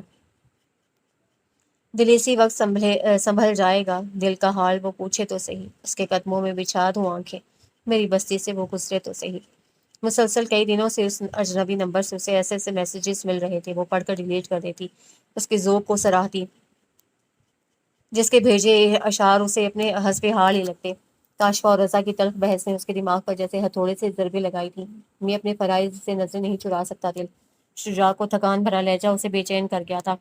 کاش شجاع میرے اختیار میں ہوتا تو آپ کا بوجھ بانٹ کر آپ کی ساری تھکان اتار دیتی۔ نیند کی آغوش میں جانے سے پہلے سے سوچا۔ آنکھ کھلتے ہی میرے ہاتھ سے چھن جاتا ہے حالت نیند میں ایک خواب سے مانگا ہوا تو۔ گھر میں کاشفا کی شادی کی تیاریاں شروع ہو گئیں۔ شجاع کو گئے سال گزر چکا تھا، اسے امید تھی کاشفا کی شادی پر وہ آ جائے۔ یہی سوچ کر وہ گھر والوں کا سخت رویہ نظر انداز کیے زبردستی ان کے ساتھ تیاریوں میں لگی رہی۔ کاشفا اپنے جہیز کے معاملے میں کوئی سمجھوتا کرنے پر رضامند نہیں تھی، ایک سے بڑھ کر ایک قیمتی چیز خریدی، فرنیچر، کراکری، گولڈ کی جویلری، قیمتی ملبوسات۔ لیکن شجاع کی حد درجہ سعادت مندی ہی تھی، اسے جتنا پیسہ کہا گیا وہ بنا کوئی سوال جواب کیے بھیجتا رہا۔ لیکن جب دلہا کو سلامی میں گاڑی دینے کی بات ہوئی تو رضا چپ نہ رہا۔ لالچی ٹٹ پونجیے لوگ اپنی ایک موٹر سائیکل تک خریدنے کی اوقات نہیں اور لگے ہیں گاڑی کی فرمائش کرنے۔ انہوں نے کچھ نہیں مانگا، میں نے خود شجاع بھائی سے فرمائش کی ہے۔ آج کل تو ٹکے ٹکے کے لوگ اپنی بیٹیوں کو موٹر بائک دے رہے ہیں، میں نے گاڑی کی فرمائش کی تو کون سا گناہ کر دیا؟ اونچا بولنے سے اس کی گردن کی رگیں تک ابھر آئی تھیں۔ ایک ہی بار تو بیٹیاں لے کر جاتی ہیں مال باپ کے گھر سے، وہ اور بیٹیاں ہوتی ہوں گی۔ رضا کے طنز پر نائمہ آپا نے بے ساختہ پہلو بدلا تھا۔ ان کی اور بچیوں کی ساری تیاری بھی تو ناہید بیگم ہی کر رہی تھی۔ शुजा की कॉल आई तो काशफा ने रो रो कर अपना बुरा हाल कर लिया। अब क्या इतना भी हक नहीं है मेरा अपने भाई पर? मैंने कब इनकार किया है गुड़िया, कहा तो है शादी तक बंदोबस्त हो जाएगा। काशफा फातिहाना से मुस्कुरा उठी थी। शादी की तारीख तय हो जाने पर काशवा के ससुराल से आई मिठाई के नाम पर लड्डू की छोटी सी टोकरी देखकर अजहर साहब की शुगर डाउन होने लगी। रैपर उठाकर अंदर झांका। गिनती के चंद लड्डू इधर उधर लुढ़क रहे थे। वो सख्त बदमजा हुए। शादी में गिनती के 2-4 दिन रह गए। नाइमा आपा ने तैयारियों में हाथ बटाने की गर्ज से एक माह कबल ही इधर डेरा जमा लिया था। मुश्ताक भाई की भी खैर खबर लेने की गर्ज से ऐन था खाने के टाइम पर पहुंच जाते। इंतहा कर चर्ब जुबान वाक़ई हुए थे। लगता है शुजा शादी करके भूल गया है। अनादिल सोरा को खाना लगाने का कहकर लाउंज में आई तो उसे देख कर उन्होंने बावाज़ बुलंद ख्याल आराई की। ऐसी कोई बात नहीं, बहुत ख्याल रखता है शुजा अपनी बीवी का। उसकी कोई फरमाइश नहीं टालता। अनादिल नाइमा आपा को देख कर रह गई। टालने की नौबत तो तब आती जब वो उसे कोई फरमाइश करती। ऐसी खामोश तबा बीवी जान भी मांगे तो कौन काफिर इनकार करेगा। नाइमा की मुसलसल चलती जुबान पर उन्होंने जल कर कहा। अनादिल को अब उसके अल्फाज और अंदाज पर हैरत नहीं होती थी। वो जिस माहौल से आई थी वहाँ रिश्तों के तकद्दुस का ख्याल रखा जाता था, जबकि यहाँ जिसका दिल चाहता किसी के सामने कुछ भी बोल देता। सोहरा ने खाना लगने की इतला दी तो सब उठकर डाइनिंग रूम की तरफ चल पड़े। तभी मोबाइल की रिंग बज उठी। क्या कर रही थी? इंतजार। बेसाख्ता उसके लबों से निकला था। परदेसी अपने पीछे इंतजार के अलावा भी कुछ हो जाते हैं क्या? जज्बात से बोझल होती आवाज में नमी से गुली थी। उदास हो उसका सवाल नजरअंदाज करके उसे पूछा। शुजा, आप शादी पर तो आ रहे हैं ना? मुश्किल है यार। क्यों? उसकी आवाज़ बुलंद हो गई थी। आपने खुद ही तो कहा था साल बाद कंपनी की तरफ से 2 माह की छुट्टी मिलती है। अब तो साल से भी ऊपर हो गया है। छुट्टी का मसला नहीं है दिल। काशवा की शादी के अखराजात के लिए काफ़ी सारा एडवांस लिया है, वो भी तो वापस करना है। वो नरमी से कह रहा था। उसके अंदर जैसे कुछ जल कर भुजा था। तो आप नहीं आ रहे? यार मेरी मजबूरी समझो प्लीज़। शुजा ने रोने से मना किया था, वरना इस वक्त वो फूट फूट कर रो देती। बिना कोई जवाब दिए उसे खामोशी से फ़ोन ऑफ कर दिया। वो तंग दिल नहीं थी, लेकिन काशवा की शादी पर जिस बेदर्दी से पैसा लुटाया गया वो दिल ही दिल में खूब कुढ़ी। अगर ये सब कुछ एतदाल में रहकर किया जाता तो शायद शुजा को कर्ज ना लेना पड़ता और वो आज उन सबके साथ मौजूद होता। जब खुदगर्जी हद से बढ़ जाए तो सबसे पहले एहसास को निगलती है, और जब एहसास ही बाकी ना रहे तो कहना सुनना रोना कुड़ना सब बेकार है। शुजा के आने का सोच कर उसने दिल से शॉपिंग की थी, लेकिन अब उसके बगैर उसका सजने संवरने को दिल जी नहीं चाहा। अनादिल, घर की शादी है बेटा, अच्छे से तैयार क्यों नहीं हुई? बारात वाले दिन उसे हल्के जर्द रंग का चूड़ीदार पायजामा, लॉन्ग शर्ट के ऊपर जर्द शिफॉन का दुपट्टा लिया हुआ था। खुले बाल, कानों में आवेज़े, तैयारी भरपूर ना सही। उदासी ने अपना रंग उड़ा कर बाकी सारे रंग फीके कर दिए। फरीहा का अपना आखिरी महीना चल रहा था। उसकी तबीयत के पेश नज़र सायरा चची भी घर पर ही रुक गई थी। क्या अच्छी नहीं लग रही? वो हाँ मुस्कुरा दी। गहरे काजल ने आंखों के रत जगह का रास रख लिया था। लाखों में एक लग रही हो, लेकिन लेकिन बेटा है से शादीशुदा हो, लगनी भी तो चाहिए ना, वरना लोग पर का कवा बनाकर उड़ाने में जरा देर नहीं लगाते। हर वक्त दिल पर जोर जबरदस्ती भी तो नहीं की जा सकती ना माँ। वलीमे पर सारी कसर निकाल लूंगी। माँ को तसल्ली देकर वो स्टेज की तरफ बढ़ गई। दूध पिलाई की रस्म के लिए नाइमा और आयला 20,000 से 1 रुपया कम लेने पर तैयार नहीं थी। दुल्हा की माँ बहनों को गश आने लगे। 20,000? नोक झोंक तो तू तकरार में बदलने को थी कि नाहिद बेगम की नंद सफूरा आपा ने मुदाखलत करके 10,000 पर मुकमका कराया। नाइमा आपा और आयला 5-5 हज़ार के नोट पकड़े ऑफ मूड के साथ स्टेज से नीचे उतरी थी।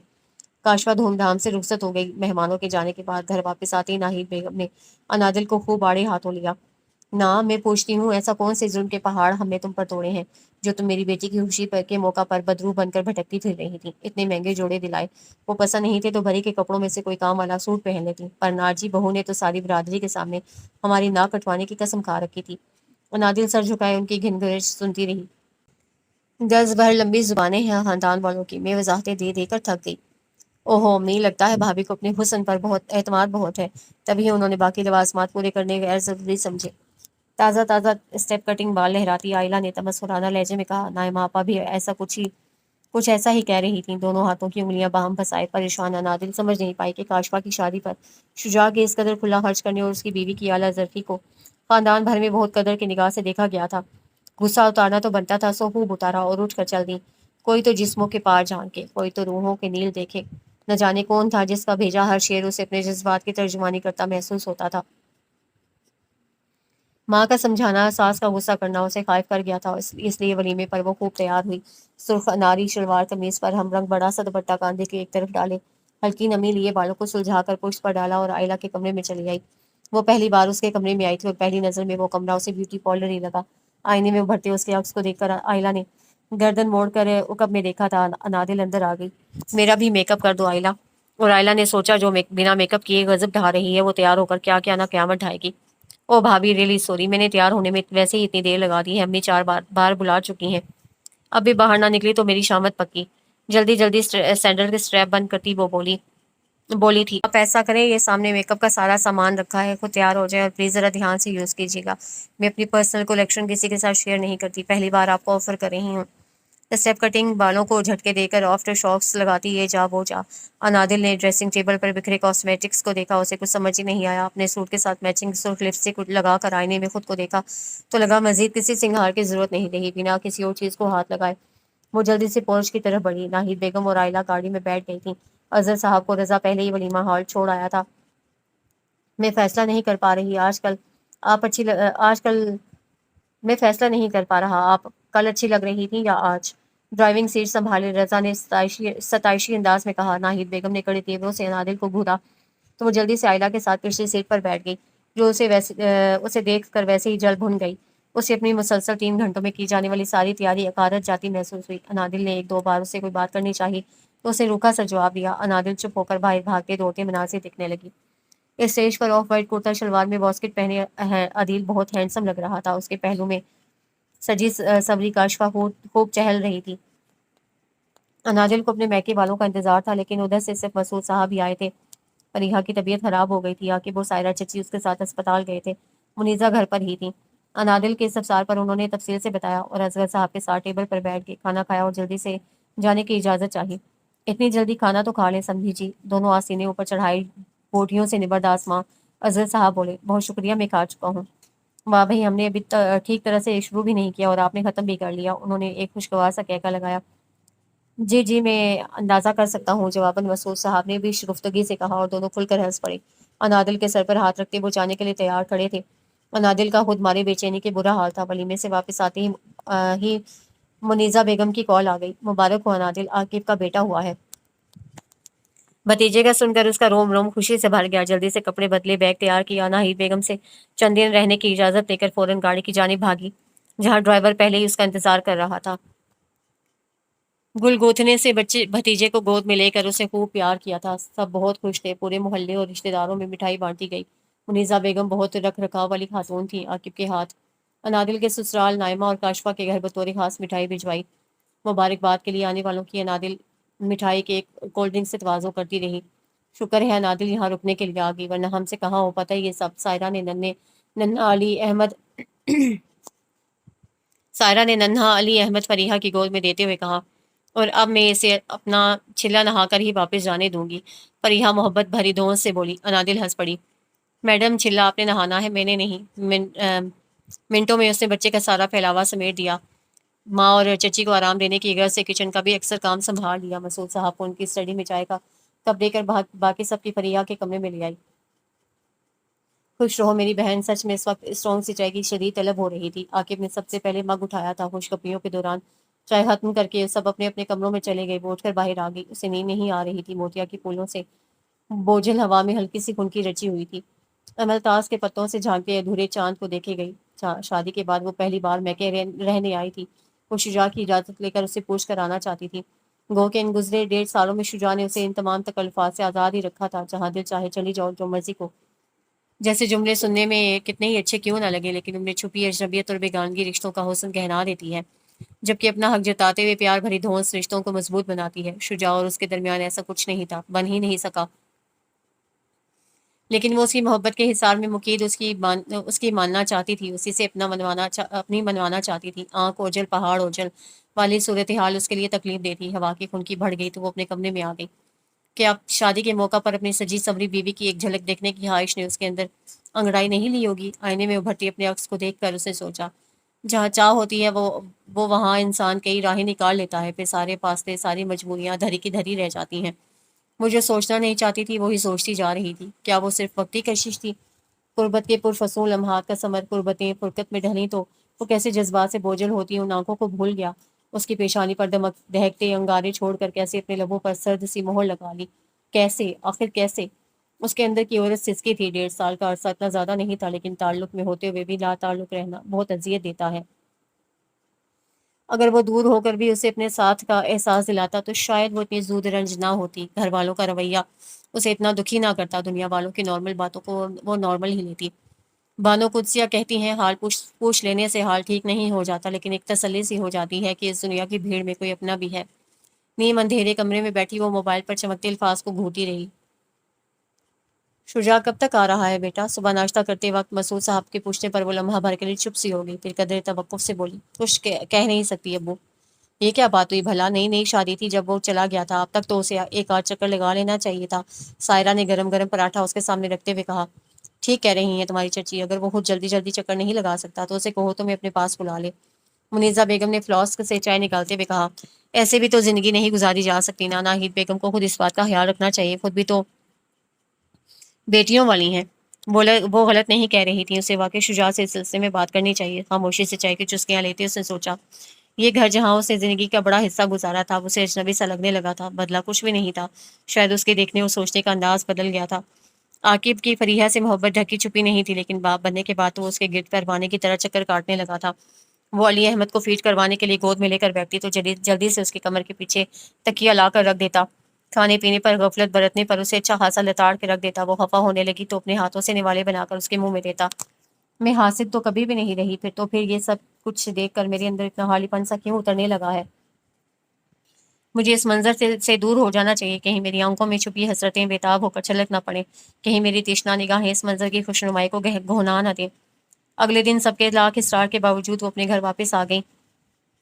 اوہو امی بھابھی تو آ گئیں واپس۔ 20 دنوں بعد گھر واپسی پر آئلہ کا ٹھنگتا ہوا جملہ اس کے کانوں میں پہنچا تھا۔ سب نے گردنیں گھما کر اس کی جانب دیکھا۔ کچھ اسپائسی سا آرڈر کرنے کے بعد اب چائے سے لطف اندوز ہوا جا رہا تھا۔ اے لو، ہم نے تو آج تمہاری امی کی طرف مڑنے کی مبارکباد کے لیے آنا تھا۔ نائمہ آپا نے کیک کا بڑا سا ٹکڑا منہ میں رکھتے ہوئے کہا۔ کاشفا نے فوراً ہاں میں ہاں ملائی۔ میں بھی تو یہی سوچ کر آج گھر سے تیار ہو کر آئی تھی۔ پھر سو کے کاشفا میں اپنے گھر ہی واپس آئی ہوں۔ آپ لوگوں نے جن کو مبارکباد دینے جانا ہے وہ اپنے گھر پر ہی ہیں۔ پہلی بار اسے پلٹ کر ایسا جواب دیا تھا، سب کا چونکنا لازمی تھا۔ عدیل نے سیٹی کے سے انداز میں ہونٹ سکیڑے، وہ رکی نہیں، اپنے کمرے میں چلی گئی۔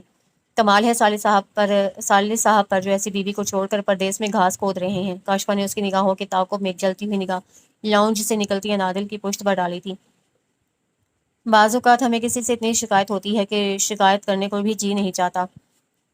شجاع کی کال آئی تو اسے کہنا چاہتی تھی کہ اتنے دن وہ میکے میں رہی، وہ اسے خیریت کی کال تک نہ کر سکا، زیادہ کچھ نہیں تو امی کو مبارکباد دے کر ہی اس کا مان رکھ لیتا، لیکن اسے کہا بھی تو صرف اتنا، شجاع آپ مجھے اپنے پاس کیوں نہیں بلوا لیتے؟ تم یہاں آنا چاہ رہی ہو میرے پاس؟ نہ جانے وہ حیران ہوا تھا یا خوش۔ آپ بھلے میرے بغیر وہاں خوش ہوں، لیکن میں یہاں آپ کے بغیر نہیں رہنا چاہتی، آپ کے ساتھ رہنا چاہتی ہوں۔ دل کی خواہشات کو زبان پر لاتے ہوئے بیوی کو اپنے شوہر کے درمیان انا کو نہیں لانا چاہیے۔ اسے اپنے اندر کی خوددار عورت کو ایک نرم سی تھپکی دے کر سلایا تھا۔ کیا یہ ناممکن ہے شجاع؟ نہیں نہیں، بالکل نہیں، کمپنی کی طرف سے تو اپارٹمنٹ ملا ہوا ہے، میں آسانی سے اپنی فیملی کو رکھ سکتا ہوں، لیکن خیر چھوڑو، میں بہت جلد اس سلسلے میں کوشش کرتا ہوں۔ انادل نے گہری اطمینان بھری سانس اپنے اندر اتاری تھی، وہ ہلکی پھلکی سی ہو کر باہر نکل آئی۔ سب اس وقت منیزہ بیگم کی طرف گئے تھے۔ رات گئے ان کی واپسی ہوئی تھی۔ اس کی خوشبو سے معطر ہے میری تنہائی، یاد اس کی مجھے تنہا نہیں ہونے دیتی۔ میرون شال اپنے کندھوں کے گرد لپیٹ کر وہ مسرور سے یوں ہی چہل قدمی کرتی رہی۔ اپنی بالکنی میں کھڑی رضا کی نظروں نے دیر تک اسے اپنے حصار میں لیے رکھا تھا۔ شجاع کے ہمراہ دبئی جانے کا کھلی آنکھوں سے دیکھا جانے والا یہ خواب اتنا خوشنما تھا کہ وہ بار بار دیکھی گئی۔ رات بھر اس کی پلکیں جھول نہیں سکی تھیں۔ اس کے پاس سوچنے کے لیے، خوش ہونے کے لیے آج کی رات بہت کچھ تھا۔ صبح وہ فریش سی شاور لے کر باہر آ گئی۔ نائمہ آپا کی ساس کی اچانک طبیعت خراب ہو گئی تھی، انہیں ناشتے کے بغیر ہی جانا پڑ گیا، البتہ کاشفا اور عدیل ہنوز موجود تھے اور اس وقت تگڑے سے ناشتے سے لطف اندوز ہو رہے تھے۔ کیا ہی وضاحت اعلیٰ اخلاق کے لوگ ہیں بہو کے گھر والے، خاطر مدارات میں کوئی کسر نہیں چھوڑی۔ اتنے لوازمات، اوپر سے وسعت اسرار پیش کرنے کا انداز، واہ بھئی میں تو گرویدہ ہو گیا ان کا۔ اصغر صاحب خوش دلی سے کہہ رہے تھے۔ ہلکے گلابی رنگ کے لباس میں نکھری نکھری انادل مسکرا دی۔ کاشفا نے زور سے جوس کا گلاس میز پر پٹکا تھا۔ کیا ہوا؟ ناشتہ تو کر لو ڈھنگ سے۔ ناہید بیگم کو بیٹی کے اچانک بگڑتے موڈ کی کوئی خاطر خواہ وجہ دکھائی نہیں دی تھی۔ بس امی کر لیا۔ ایک اٹیری سے نگاہ نادل پر ڈال کر وہ دانت پیسے گویا ہوئی۔ شادی کے شروع کے دنوں میں تو شوہر کا بے وجہ دیوار کو دیکھنا بھی گراں گزرتا ہے، اور یہاں تو ایک جیتی جاگتی قیامت اس کے شوہر کی نظریں بھٹکانے کا سبب بن رہی تھی۔ خود کو غیر آرام دہ محسوس کرتی ہے نادل پر مشکل آدھا ادھورا ناشتہ کیے وہاں سے اٹھ گئی تھی۔ عدیل نے فوراً ناشتے سے ہاتھ کھینچ لیا اور جانے کی اجازت طلب کی۔ اسے اب آفس سے دیر ہو رہی تھی۔ میں شام کو خود آ جاؤں گی، تم لینے مت آنا۔ جاتے جاتے وہ کاشفا کی بات پر چونکا ضرور، لیکن بظاہر کندھے اچکا کر چلا گیا۔ کاشفا نے بہت ضبط سے سب کے اٹھنے کا انتظار کیا تھا اور آخر میں ناہید بیگم کے سامنے پھٹ پڑی۔ یہ کیا تماشا ہو رہا ہے امی؟ ناہید بیگم کو کچھ سمجھ میں نہ آیا، اور جیسے جیسے سمجھ میں آتا گیا بیٹی کیوں اور کس پر سیخ پاں ہو رہی ہے، ان کی ناک کے نتنے پھولنے لگے۔ آپ نے اپنی آنکھوں پر پٹی باندھ رکھی ہے، لیکن میں اندھی نہیں ہوں، بلائیں اس مہارانی کو۔ کیوں میرا اچھا بھلا گھر خراب کرنے پر تلی ہوئی ہے؟ آخر میں نے اس کا کیا بگاڑا ہے؟ کاشفا نے چیخ چلا کر سارا گھر سر پر اٹھا لیا، اور غنیمت تھی کہ اسد صاحب بھاری بھرکم ناشتے کے بعد اپنے کمرے میں اونگھتے رہے۔ رضاکار جاب انٹرویو تھا، وہ بغیر ناشتہ کیے صبح جلدی چلا گیا تھا۔ انادل ناسمجھی سے ماں بیٹی کو غصے سے لال پیلا ہوتے دیکھنے لگی۔ بیویاں اپنے شوہر کے لیے ہی سجتی سنورتی ہیں، جب تمہارا گھر والا ہی یہاں نہیں ہے تو پھر کاہے کا ہار سنگار؟ ہاں، ہلکے نم بالوں کو گیچر میں جکڑ پکڑ رکھا تھا۔ نیچرل گلابی لپسٹک اور آنکھوں میں کاجل کے سوا اور کون سا ہار سنگار کر رکھا ہے وہ سمجھ نہیں پائی۔ پرائے مردوں کو اپنے پیچھے لگانے کے طریقے ہیں یہ سب، ورنہ کیا ہم نہیں جانتے پردیس جانے والے مردوں کی بیویاں ان کے پیچھے ہتھیلیوں سے اپنے ہونٹ رگڑ کر لالی مٹا دیتی ہیں، لیکن ان کے سرخی پاؤڈر ہی ختم ہونے میں نہیں آ رہے۔ کاشفا کا بس نہیں چل رہا تھا اسے کسی دیوار پر چپکا دے۔ غضب خدا کا ہے، کچھ پتہ بھی ہے جوان جہان نندوئی کے سامنے بن ٹھن کر آنے کے بارے میں شریعت کا کیا حکم ہے؟ جوان بہو کے ہوتے دامادوں کو اپنے گھر گھسانے والوں کے بارے میں بھی شریعت نے کچھ کہا ہوگا۔ اس کے لب خاموش تھے، اس کی تربیت پر افسوس کرتی۔ ناہید بیگم اب اسے نندوئی جیسے نازک رشتے کی نزاکتوں اور اس کی سنگین کوتاہیوں کو گنوانے بیٹھ گئی۔ ناخن فائل کرتی آئلہ گاہے بگاہے ایک محظوظ نظر انادل کے سرخ چہرے پر بھی ڈال لیتی۔ میں کچھ نہیں جانتی، امی سے کہہ دیں اب اگر یہ عدیل کے سامنے آئی تو مجھ سے برا کوئی نہیں ہوگا، وہ تو مرد ہے، مرد کی نگاہ بدلتے کون سا دیر لگتی ہے؟ عورت کو خود اپنی اور اپنے شوہر کی عزت کا خیال رکھنا چاہیے۔ انادل کا دل چاہا زمین پھٹے اور وہ اس میں سما ہی جائے۔ اچھی طرح رونے دھونے دھمکانے کے بعد کاشفا نے خانسامہ سے 2-4 اچھی سی ڈشز بنوا کر پیک کروائیں اور چلے گئی۔ شجاع کی آج معمول سے قدرے جلدی کال آ گئی تھی۔ وہ سلام دعا کے بعد ماں کو انادل کو اپنے پاس بلانے کے بارے میں بتانے لگا، اس کا پاسپورٹ، ویزا وغیرہ۔ ناہید بیگم کا دماغ سائیں سائیں کرنے لگا۔ آج کے دن انہیں گویا 2 بار کرنٹ کا زوردار جھٹکا لگا تھا۔ پہلے کے تو انہوں نے فیوز نکال دیے تھے، لیکن شجاع جو اب کہہ رہا تھا، جو کرنے جا رہا تھا، انہوں نے لمحے کے 1000ویں حصے میں اپنے سود و زیاں کا حساب لگا لیا۔ کیا ہوا امی، آپ چپ کیوں ہو گئیں؟ کچھ کہیں گی نہیں؟ کیا کہوں بیٹا، تم نے تو مجھے بولنے کے قابل چھوڑا ہی کہاں ہے، دل گرفتہ لہجے میں بولی۔ بیٹیاں تو پرایا دھن ہوتی ہیں۔ نائمہ کاشفا اپنے گھر کی ہو گئی، گھر والے اجازت دیں تو گھڑی 2 گھڑی ملنے آ جاتی ہیں۔ آئلہ بھی ایک دن رخصت ہو کر چلی جائے گی۔ گھر کی اصل رونق تو بہو کے دم سے ہوتی ہے۔ میرے گھر کی رونق بھی میری بہو ہی ہے۔ یہ چلتی پھرتی ہنسی بولتی ہے تو مجھے تمہارے اپنے آس پاس ہونے کا احساس ملتا ہے، ورنہ تمہاری جدائی جھیلنا کون سا آسان ہے میرے لیے۔ تم اگر اس عمر میں اپنے بوڑھے ماں باپ کو نوکروں کے رحم و کرم پر چھوڑ دینا چاہتے ہو تو میں کیا کر سکتی ہوں؟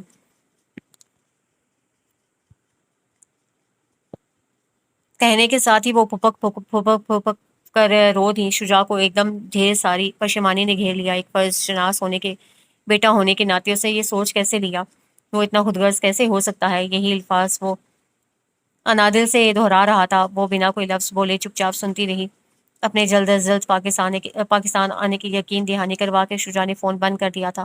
وہ بے جان قدموں سے چلتی اپنے کمرے میں آئینے کے سامنے آ کھڑی ہوئی، بے دردی سے دونوں ہاتھ کی ہتھیلیوں سے ہونٹ رگڑ ڈالے۔ اگر جانے سے پہلے شجاع نے اسے رونے سے منع نہ کیا ہوتا تو آج آنسوں سے سارا کاجل بہا ڈالتی، آنکھیں نم ضرور ہوتی تھیں، لیکن اسے یہ نمی اپنے اندر اتار لی۔ شجاع نے اسے رونے سے منع کیا تھا، وہ اس کی بات کیوں کر ٹالتی؟ آج بہت کچھ کرچی کرچی ہوا تھا۔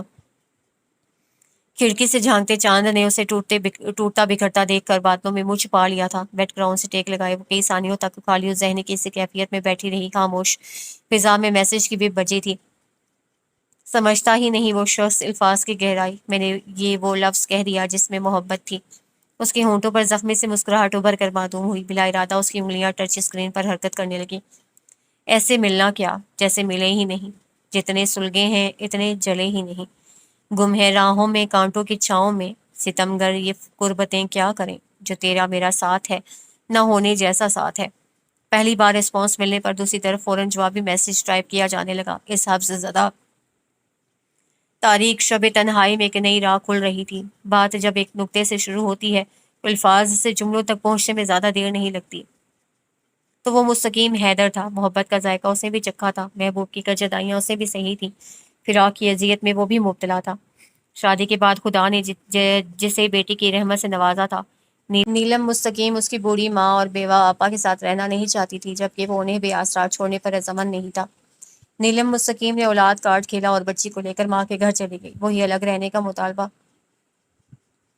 وہ دوہری اذیت کا شکار تھا۔ نیلم سے محبت کرتا تھا، 2 سالہ جنت مستقیم پر جان چھڑکتا تھا، لیکن بوڑھی ماں اور بیوہ آپا کمال کا آدمی تھا، نہ تو شجاع کے ذکر پر چڑھتا، نہ اس کے گھر والوں کو برا بھلا کہتا۔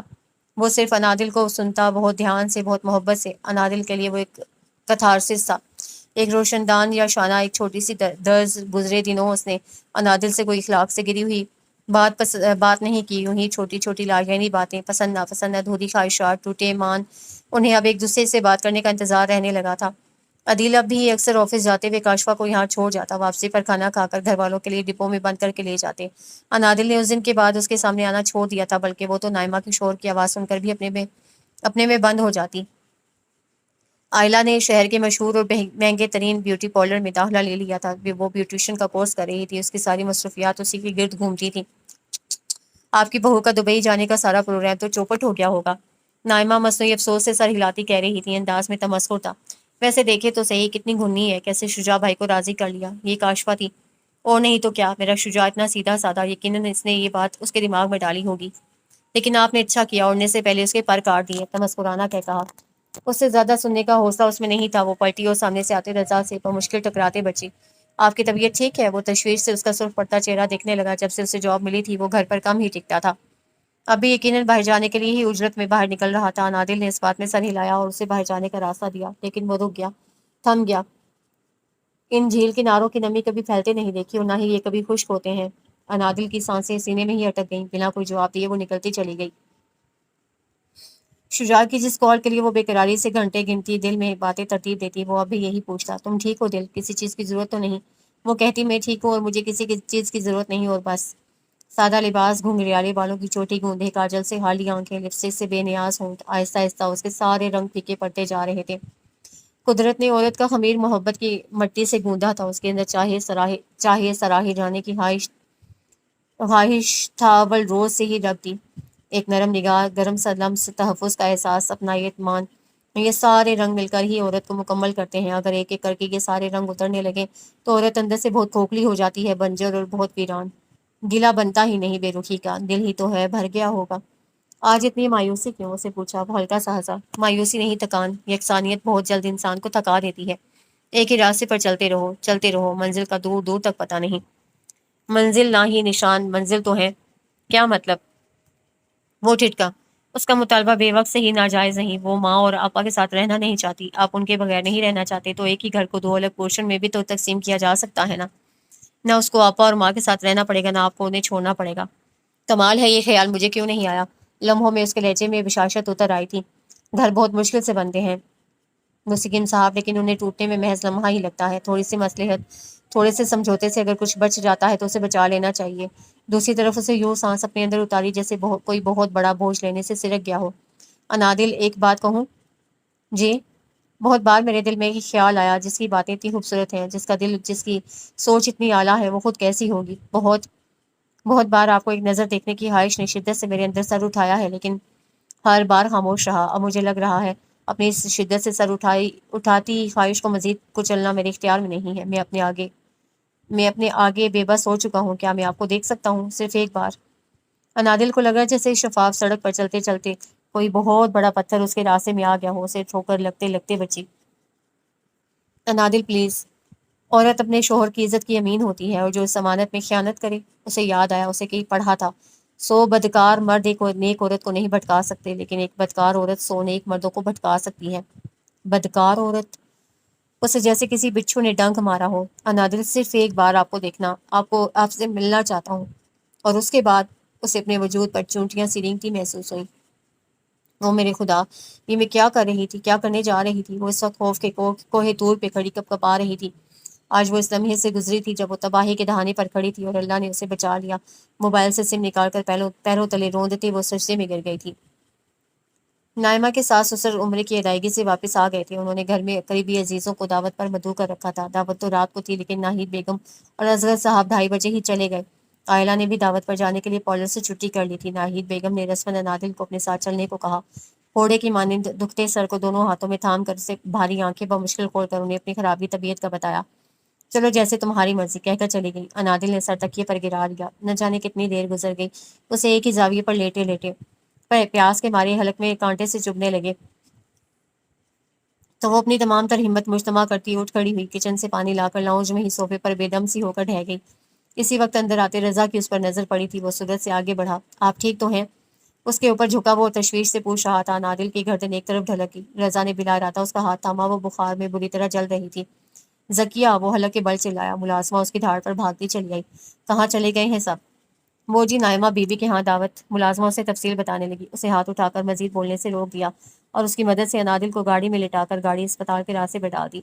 بہت تیز بخار ہے۔ ڈاکٹر نے پیشہ ورانہ انداز میں چیک اپ کرنے کے بعد انجیکشن لگایا، کچھ دوائیاں تجویز کی۔ وہ ملازمہ کو اس کا خیال رکھنے کا کہہ کر پرچی پکڑے باہر نکل گیا۔ اگر اتنی ہی بیگم سے محبت تھی تو پہلے خیال کیوں نہ رکھا؟ بیچاری کو ادموا کر کے رکھ دیا۔ بخار نے تب انہیں ہسپتال کا رستہ یاد آیا۔ نرس کے تبصرے پر ذکیہ جل کر بولی، کاہے کی بیگم دیور ہیں یہ نادل باجی کے، ان کے شوہر تو دبئی میں ہوتے ہیں۔ اب ہاں سسرال والوں کے دل سے خوف خدا نکل جائے تو پردیسیوں کی بیویوں کی زندگی اس یتیم بچے جیسی ہو جاتی ہے جیسے باپ دنیا کی بھیڑ میں اکیلا چھوڑ گیا ہو۔ بیچاری، نرس نے تعصب سے سر ہلایا۔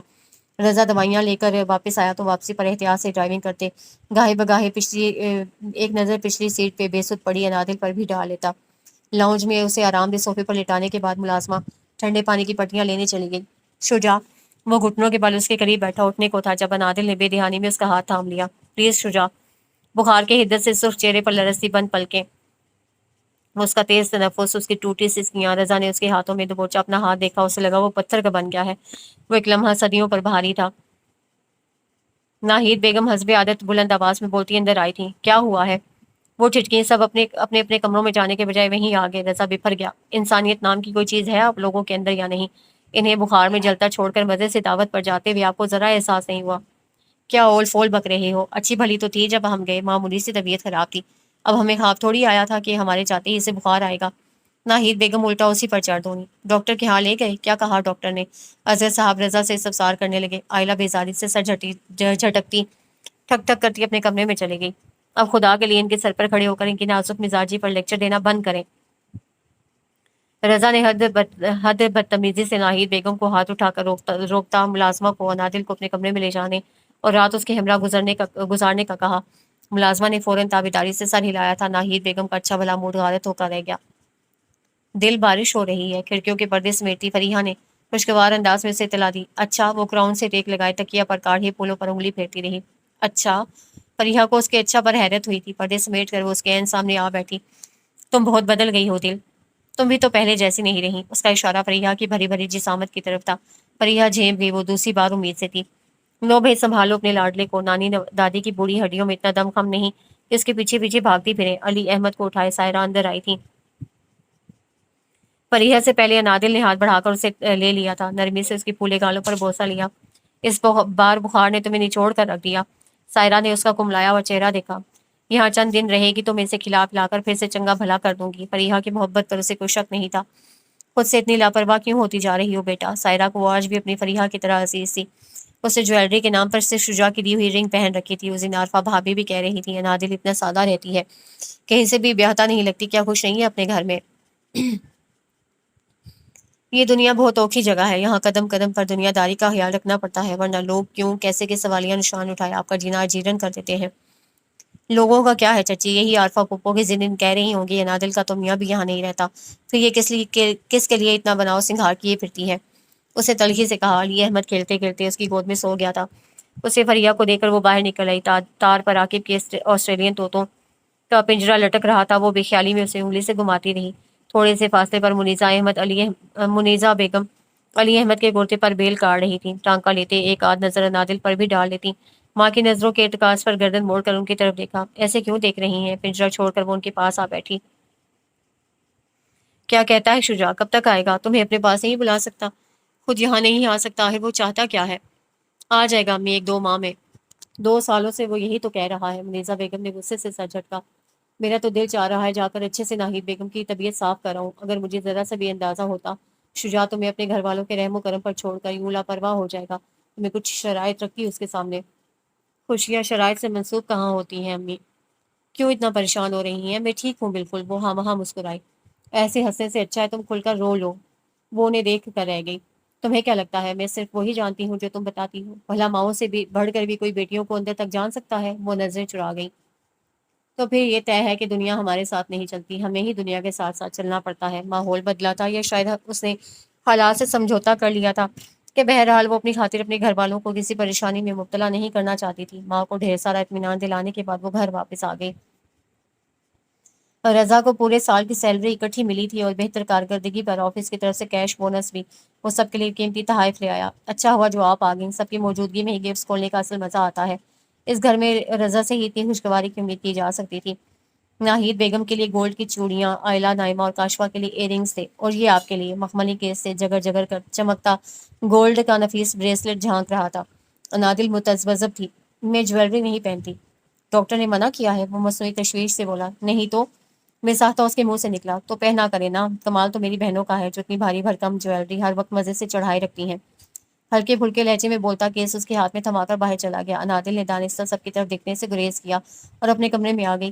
بریسلٹ واقعی بہت خوبصورت تھا، لیکن اس نے پہننے کے بجائے دراز میں ڈال دیا۔ کیا بتاؤں بیٹا، مہنگائی کا طوفان تھمنے میں نہیں آ رہا، ہر چیز کو جیسے آگ لگی ہوئی ہے۔ اب تو رضا بھی گھر کے اخراجات کی مد میں کچھ نہ کچھ رقم ہاتھ پر رکھ دیتا ہے، لیکن لگتا ہے پیسوں سے برکت ہی اٹھ گئی ہے۔ ناہید بیگم شجاع کے سامنے کال پر مہنگائی کا رونا رو رہی تھی۔ مہنگائی تو ہر جگہ ایک سی ہے امی، میں اب اپنے اخراجات محدود کر کے ہی کچھ اس پر قابو پایا جا سکتا ہے۔ ناہید بیگم فوراً برا مان گئی۔ ہاں بیٹا، اگر تمہیں لگتا ہے ماں اپنے للے تللوں میں پیسے اڑا رہی ہے تو بے شک اپنی بیوی کے ہاتھ پر خرچہ رکھ دو۔ ایسی بات نہیں امی۔ تو اور کیسی بات ہے، ایک ایک روپیہ دانتوں سے پکڑ کر خرچ کرتی ہوں۔ آئلہ کی شادی کے اخراجات کو سوچ کر میری راتوں کی نیند اڑ جاتی ہے، اور تم کہہ رہی ہو میں آپ کی دل آزاری کا سوچ بھی نہیں سکتا۔ امی اور آئلہ کی شادی کی کیوں فکر کرتی ہیں، میں کر لوں گا سب کچھ۔ انہوں نے ایک مطمئن سا ہنکارا بھرا تھا۔ اچھا سنیں، میری چھٹی منظور ہو گئی ہے، ایک آدھ ماہ میں آ جاؤں گا۔ اب انادل کو اس بارے میں کچھ نہیں بتائیے گا، میں اسے سرپرائز دوں گا۔ اچھا اچھا ٹھیک ہے، انہوں نے خدا حافظ کہہ کر ریسیور کریڈر پر رکھ دیا۔ کیا کہہ رہا تھا شجا؟ صوفے پر دھنسی نائمہ نے پوچھا۔ کہہ رہا تھا چھٹی منظور ہو گئی ہے، ایک آدھ ماہ میں آ جاؤں گا۔ انادل کو نہیں بتانا، میں اسے خود سرپرائز دوں گا۔ انادل کے قدم جیسے دہلیز پر ہی جم گئے، ہوا کا ایک خوشگوار جھونکا اسے چھو کر گزرا تھا۔ میں انادل کو خود سرپرائز دوں گا۔ وہ بھاگتے قدموں سے اپنے کمرے میں آئی تھی۔ ناہید بیگم کے لہجے اور انداز پر اسے دھیان نہیں دیا تھا، ان کے منہ سے نکلنے والے الفاظ اس کے لیے امرت بن گئے تھے۔ صبح پوری طرح بیدار ہوتی تو دروازے کی ہلکی سی درز سے روشنی کی پتلی سی لکیر اندر چلی گئی۔ وہ یوں ہی اسے دیکھے گئی۔ اچانک دماغ میں کوئی گرا سی کھلی تھی، وہ گہری سانس کھینچتی مسکرا کر اٹھ کھڑی ہوئی۔ اگر زندگی اس کے ساتھ امتحان بن کر آ کھڑی ہوئی تھی تو اسے میدان چھوڑنے یا ایک کونے میں چھپ کر آنسو بہانے کے بجائے حالات کا سامنا کرنے کے لیے خود کو تیار کر لیا۔ اوئے کبیر کے بچے، کان کھول کر سن لو، اگر آج تم نے میرے بتائے مینیو میں اپنی مرضی سے کوئی رد و بدل کیا تو مجھ سے برا کوئی نہیں ہوگا۔ دیسی میں مٹن قورمہ، میٹھے میں فروٹ ٹرائفل، فش فرائی، سلاد، رائتا۔ خبردار جو ایک آئٹم بھی کم ہوا تو۔ اصغر صاحب نے مؤدب کھڑے خانسامہ کے آگے پانچوں انگلیوں کا پنجہ دکھا کر گویا ایک ایک آئٹم گن کر بتایا تھا۔ خانسامہ ادب سے سر ہلا کر کچن کی طرف بڑھا تو اصغر صاحب ایک غیر مطمئن سا ہنکارا بھرتے واپس اپنے کمرے میں چلے گئے۔ 1001 کھانا لا کر رکھ دو ان کے سامنے، مگر مجال ہے جو کبھی ان کی لالچی طبیعت پر ہو جائے۔ دانت نکوسی ملازمہ کو دیکھ کر خانسامہ نے جلدی دل کے پپولے پھوڑے۔ اچانک انادل کو دیکھ کر اس کی سٹی گم ہو گئی۔ ذکیہ نے بھی فوراً بتیسی اندر کر لی۔ آج کھانا میں بناؤں گی، خفت اور حیرت کے ملے جلے تاثرات چہرے پر سجائے خانسامہ اور ذکیہ کو دیکھ کر اسے کہا، آپ پلیز مجھے گائیڈ کر دیں کہ کون سی چیز کہاں رکھی ہے، باقی کام میں خود کر لوں گی۔ وہ جی بڑے صاحب نے سختی سے آرڈر دیا ہے کہ آج۔ میں نے سب سن لیا تھا، آپ فکر مت کریں، سب کچھ ان کی پسند کے مطابق ہی بنے گا۔ خانسامہ ایک دم شرمندہ ہو گیا۔ ذکیہ بھی بغلیں جھانکنے لگی۔ میں مدد کروں آپ کی؟ آپ پلیز بھائی کوئی اور کام دیکھ لیں۔ مصروف انداز میں آسینے اور اوپر چڑھا کر وہ کام میں لگ گئی۔ سائرہ چچی ہر قسم کے کھانے بنانے میں ایکسپرٹ تھی۔ فریحہ کو اوپری جھاڑ پونچھ سے دلچسپی تھی، برتن بھی خوشی خوشی دھو لیتی، لیکن کھانا بنانے سے اس کی جان جاتی تھی۔ اپنی دختر نے ایک اختر سے مایوس ہو کر انہوں نے اپنا سارا ہنر اور سگڑاپا اس میں منتقل کر دیا، جو اب اس کے خوب کام آیا۔ قورمے کا پہلا نوالا منہ میں لیتے ہی حضرت صاحب کے منہ سے بے ساختہ واہ نکلا تھا، میں تو پچھلے کئی سالوں سے تمہیں ڈانٹ پلا رہا ہوں، لیکن لگتا ہے ساری ڈانٹ کا اثر آج ہی ہوا ہے تم پر۔ وہ جی کھانا آج دلہن بیوی نے بنایا ہے۔ خانسامہ کی بات پر ناہید بیگم کو زوردار جھٹکا لگا۔ جب بھی میں کہوں آج کھانے کی خوشبو ہی الگ ہے۔ واہ بیٹا، کمال کر دیا تم نے۔ انادل کو اندازہ نہیں تھا حضرت صاحب اچھے کھانوں کے اس قدر قدردان ہوں گے۔ ایک نوالے پر سر دھنتے رہے۔ اتفاقاً آج رضا بھی کھانے کے ٹائم گھر پر تھا اور پہلی بار ہی اتنی رغبت سے کھا رہا تھا۔ کھانا واقعی لذیذ تھا۔ ناہید بیگم اور عائلہ نے منہ سے کچھ نہیں کہا، البتہ دل میں قائل ضرور ہوئی۔ انہیں ڈھونڈے سے بھی اعتراض کرنے کا کوئی نکتہ نہ مل سکا، پھر بھی کہے بغیر نہ رہ سکی۔ آج زبان کا ذائقہ بدلا ہے، کل پھر خانسامہ کے ہاتھ کے پکے کھانے انہیں زہر لگیں گے۔ میں کھانا بنا لیا کروں گی آنٹی، مجھے اچھا لگتا ہے۔ اچھا کب تک؟ عائلہ نے تنزیہ اپنے تیر کمان اچکائے۔ روز، انادل نے سادگی سے جواب دیا۔ کچھ سیکھو ان سے تم بھی، آگے زندگی میں صرف بال سیدھے کرنے والا چمٹا ہی کام نہیں آئے گا تمہارے۔ یہ رضا کا بچہ کچھ زیادہ ہی چمچا گیری کرنے لگ گیا ہے، ان کی آئلہ دانت کر چھچاتی وہاں سے اٹھ گئی۔ اصغر صاحب نے ہزار ہزار کے نوٹ انادل کی طرف بڑھائے۔ 5 اسٹار ہوٹل جیسا کھانا گھر پر کھلانے کا انعام تو بنتا ہے۔ اس کی ضرورت نہیں ہے ابا، انعام ہے تمہارا، رکھ لو۔ اس کے سر پر ہاتھ رکھ کر وہ اپنے کمرے میں چلے گئے۔ اس نے اپنی نگرانی میں ملازمہ سے برتن اٹھوائے، اسٹرانگ سی چائے بنا کر سب کے کمروں میں بھجوائی اور اپنا کپ لے کر بیلکنی میں آ گئی۔ کوئی ایک آدھ دن بھی یہاں رہتا تو جان جاتا کہ اصغر صاحب کی آڑ میں روزانہ بے حساب کھانا بنتا۔ رضا اکثر و بیشتر کھانا باہر سے ہی کھا کر آتا۔ آئلہ کا موڈ ہوتا تو کھاتی، ورنہ کچھ آرڈر کر کے منگوا لیتی۔ ایسے میں صرف 2 افراد کے کھانے کے بعد بچ جانے والا ڈھیر سارا کھانا یا تو ملازمہ اپنے گھر لے جاتی یا پھر باسی ہونے پر پھینک دیا جاتا۔ مہینہ ختم ہونے سے پہلے کچن کا راشن ختم ہو جاتا۔ گھر والوں کے بے جا بھروسے اور لاپرواہی نے ملازماؤں کو منمانی کرنے کی کھلی چھٹی دے رکھی تھی، لیکن آج انادل کے تیور انہیں باور کروانے کے لیے کافی تھے کہ اب پہلے والے مزے خواب و خیال ہوئے۔ اپنے محبوب شوہر کا بوجھ بانٹنے کے لیے وہ اتنا تو کر ہی سکتی تھی۔ ٹمٹماتے ستاروں کے جھرمٹ میں گھرا چاند اسے دیکھ کر مسکرایا تھا۔ عجیب سا پہر تھا۔ دوپہر ابھی پوری طرح ڈھلی نہیں تھی، لیکن ناپہر کا سرمئی پن ہر سو پھیلتا محسوس ہوا۔ ملگجا آسمان گرد آلود تھا جب کاشفا چلی آئی، ستا چہرہ، روئی روئی آنکھیں۔ کاشفا کی عدیل کے بغیر آمد پر انادل نے سکھ کا سانس لیا تھا، لیکن اس کے رونے کی آواز سن کر وہ ششو پنج میں پڑ گئی۔ آیا اسے اندر جانا چاہیے یا نہیں، اس کے سابقہ رویے کو سوچ کر انادل نے لاؤنج میں جانے کا ارادہ ملتوی کر دیا اور دن کے کھانے کی تیاری کی، گھر سے کچن میں آ گئی۔ کاشفا کا عدیل اور اس کے گھر والوں سے زوردار جھگڑا ہوا تھا، وہ سب پر لعنت بھیجتی۔ بیگ اٹھا کر چلی آئی۔ تو تمہیں کیا ضرورت ہے انہیں منہ لگانے کی؟ جب عدیل تمہارے ساتھ ہے تو دفع کرو ان سب کو۔ اسی بات کا تو دکھ ہے امی، تھالی کا بینگن ہے وہ اندر کمرے میں میرا، لیکن جب ماں بہنوں کے بیچ بیٹھتا ہے تو مجھے پہچانتا تک نہیں۔ کاشفا کی آنکھیں پھر سے برسنے لگیں۔ ناہید بیگم کو خوب تایا۔ کم ظرف کمینے لوگ، اتنا کچھ ٹھونسنے کے بعد بھی آنکھیں ماتھے پر رکھی ہوئی ہیں۔ ان کی جگہ کوئی اور ہوتا تو نظریں اٹھا کر بات کرنے سے پہلے گھگھیا جاتا۔ کھایا پیا سب ہضم، اب تو سب مجھے ہی آنکھیں دکھانے پر تلے ہیں۔ کاشفا اپنے اوپر ڈھائے جانے والے مظالم کی داستان سناتے سناتے ادموئی ہوئی جا رہی تھی جب انادل مینگو اسکواش لیے اندر آئی اور بنا کچھ کہے گلاس بھر کر پہلے ناہید بیگم کو دیا، پھر کاشفا کو، جیسے وہ ایک ہی سانس میں وہ گٹاگٹ چڑھا گئی۔ کھانے میں تو بھی ٹائم ہے، کچھ اور بھجواؤں تمہارے لیے؟ چائے جانے سے پہلے اس نے پوچھا۔ کاشفا تڑک کر بولی، میرے باپ کا گھر ہے، جو دل چاہے گا کھا لوں گی، آپ کو زیادہ فکر کرنے کی ضرورت نہیں ہے۔ نادل خاموشی سے باہر آ گئی، تبھی جھنجھلایا سا رضا اپنے کمرے سے باہر نکلا۔ وہ ٹھہر کر استفہامیہ نگاہوں سے اسے دیکھنے لگی۔ کیا ہوا رضا؟ 2 دن ہو گئے لانڈری سے کپڑے دھل کر آئے ہوئے، ابھی تک جوں کے توں پڑے ہوئے ہیں۔ گھنٹہ ہو گیا اس ڈھیر سے بلو شرٹ ڈھونڈتے، مل کے ہی نہیں دی۔ وہ سخت جھنجھلایا ہوا تھا۔ میں دیکھتی ہوں۔ سکندے اچکا کر گہری سانس کھینچتے نادل کو اندر جانے کا اشارہ کیا اور خود باہر کاؤچ پر نیند دراز ہو کر پاؤں جھلانے لگا۔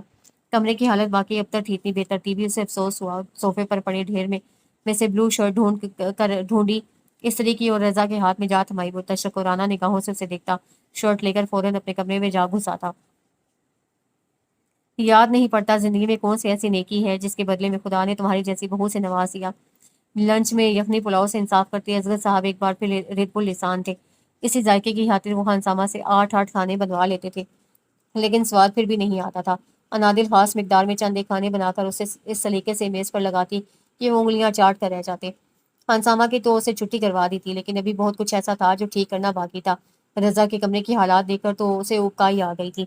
سورا اور اس کی بیٹی زکیہ برسوں سے اس گھر کی صفائی پر مامور تھی، لیکن گھر والوں کی عدم دلچسپی دیکھ کر محض اوپری جھاڑ پونچھ کر کے چلی جاتی۔ لیکن اب کی بار انادل نے انہیں آڑے ہاتھوں لیا۔ شروعات رضا کے کمرے سے کی۔ کھڑکیاں کھولیں اور باسی ہوا کو باہر نکلنے کا رستہ مل گیا۔ اپنی موجودگی میں اسے کمرے کا کونا کونا رگڑ کر صاف کروایا، بیڈ شیٹ بدلوائی، پردے کشن کور۔ 2 گھنٹوں میں کمرہ جگمگا اٹھا تھا۔ سورا اور اس کی بیٹی گرد مٹی سے بھوتنیاں بنی کھڑی تھیں جب اسے انہیں جانے کا اندیا دیا اور خود ایک طرف رکھی کتابوں کی ترتیب درست کرنے لگی۔ میں نے ہر بار نئی آنکھ سے دیکھا تجھ کو، مجھ کو ہر بار نیا عشق ہوا ہے تجھ سے۔ لگتا ہے میں کہیں غلط جگہ پر آ گیا ہوں۔ پہلا قدم اندر رکھتے ہی رضا کو خوشگوار حیرت کا جھٹکا لگا۔ سچ بتائیں، ایسی کون سی جادو کی چھڑی گھمائی ہے؟ تازگی کے احساس نے موڈ پر خوشگوار تاثر چھوڑا تھا۔ جادو کی نہیں، بلکہ یہاں جو سالوں سے چھڑی چھانٹ ایک ہی جگہ پر اٹکی ہوئی تھی انہیں ذرا سا گھمایا ہے۔ اس کا اشارہ سمجھ کر رضا ہنس پڑا۔ وہ باہر آئی تو نائمہ آپا اور ان کی بچیوں کی آمد کا شور بلند ہوا۔ انہیں یقیناً کاشفا پر ڈھائے مظالم کی خبر مل چکی تھی۔ ماں بیٹیوں نے غائبانہ عدیل اور اس کے گھر والوں کی خوب لتے لیے تھے۔ کاشفا سوں سوں کرتی ناک رگڑتی رہی۔ کوئی ضرورت نہیں واپس جانے کی، جب تک ماں بیٹا ناک رگڑتے تم سے معافی مانگنے نہ آئے۔ لگے ہاتھوں مشورہ بھی دے ڈالا۔ کاشفا خود بھی ابھی واپس جانے کا کوئی ارادہ نہیں تھا۔ وہ اپنی بے عزتی بھول جانے والوں میں سے نہیں تھی۔ ملازمہ کے ہاتھ چائے کے ساتھ بسکٹ کباب بھجوانے کے بعد انادل اپنے کمرے میں آ گئی۔ तुम ही अदील की ज़ाहिरी शख्सियत पर मर मिटी थी, वरना मैंने तो पहले दिन ही कह दिया था खबीस। और कबाब मुंह में रखते ही बाकी की आधी बात मुंह में रह गई। बहुत अलग और मुनफरिद सा जायका था। काशवा की उदास सुनते सुनते एक चक्कर किचन का भी लगाई। खानसामा किधर है? साफ सुथरे किचन में जकिया को चिकन धोता देख कर उन्होंने पूछा। वो तो जी कब से काम छोड़कर जा चुके हैं तो फिर खाना कौन बनाएगा? अनादिल बीबी बनाती हैं। नाइमा को बात कुछ हजम नहीं हुई। और ये जो अभी चाय वगैरह? जी वो भी अनादिल बीबी ने ही बनाए थे। नाइमा हैरान हैरान से बाहर आ गई। काशवा का ससुराल नामा इख्तिताम वजीर हुआ तो घर में हुई तब्दीली पर अब उनकी नजर गई थी। 2 दिन पहले ही तो अनादिल ने नाहिद बेगम से कहा, आंटी अगर आप इजाजत दें तो मैं घर की सेटिंग कुछ चेंज कर दूं। वो काशवा वाले मामले में उलझी हुई थी। उसकी बात पर ज्यादा तवज्जो दिए बिना असबात में सर हिलाया। इजाजत मिलने की देर थी कि अनादिल ने मुलाजमाओं की मदद से स्टोर की मानिंद भरे हुए घर की सेटिंग किया। तब दिल की सारा नक्शा ही बदल गया। सब कुछ एकदम रोशन और खुला खुला सा लगने लगा था। रजा और असगर साहब ने इस तब्दीली को खूब सराहा था। लगता है आपने अपनी बहू को कुछ ज्यादा ही छूट दे दी है। नाइमा को अचानक ये सब कुछ हजम करना मुश्किल लग रहा था। अपनी मर्जी से करती है ये सब कुछ। देख ले अम्मी, इस मर्जी के चक्कर में वो कहीं आपको ही दीवार से ना लगा दे। बाबा आ गए। मुश्ताक को आता देखकर छोटी जरका ने नारा लगाया था। इसी वक्त मुलाजमा ने खाना लगने की इतला दी। टाइम के बहुत पाबंद है मुश्ताक भाई। आयला को हंसी आ गई। नाइमा ने उसे बुरी तरह घूरा। वाह भाई, शेफ बदल लिया है क्या? वाइट कढ़ाई का पहला लुकमा मुंह में लेते ही मुश्ताक ने पूछा। अरे मुश्ताक मियाँ, शेफ तो हमने कब कब निकाल दिया। मेरी बहू के हाथ का कमाल है ये। असगर साहब सीना ठोंक कर यूं फखरिया बोले जैसे वो उन्हीं की पेशकश हो। तुमने कभी जिक्र नहीं किया। अच्छा खासा खाना भी बना लेती हो। नाइमा ने अबरू चढ़ा कर कहा। कंफ्यूज मत हो, इसे अपनी तारीफ ही समझे। रजा के अंदाज पर वो ज़ेरेला मुस्कुरा दी। खाने के बाद नाइमा ने किचन में जाकर मुलाजमा को खाना पैक करने का कहा। खाना तो खत्म हो गया नाइमा बाजी, बस ये थोड़े से कोफ्ते और चिकन हांडी बची है।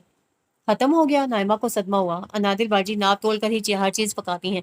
कहती हैं इस तरह रिस्क का ज़िया नहीं होता। चुप करो तुम। जकिया को डांट पिलाकर वो गुस्से से भरी माँ के सामने जा खड़ी हुई। ये क्या तरीका है अम्मी? आपके घर में कब से भूखे नंगे लोगों की तरह एक एक चीज का हिसाब किताब रखा जाने लगा? सॉरी आपा, मुझे पता नहीं था आपके घर वालों का भी साथ खाना बनाना है, वरना मैं ज्यादा बना लेती। उसकी माजरत पर वो मजीद भड़क उठी। देख रही हैं अम्मी आप किस तरह जता रही है ये मुझे। हाँ भाई, इनके मियाँ का झुकाते हैं, बातें तो सुननी पड़े। नाइमा गुस्से से बुड़बुड़ाती चादर ओढ़ने लगी। बच्चों को बाजू से पकड़कर घसीटा। अरे खाना तो उठाने दो, वो लोग इंतजार में बैठी होंगी।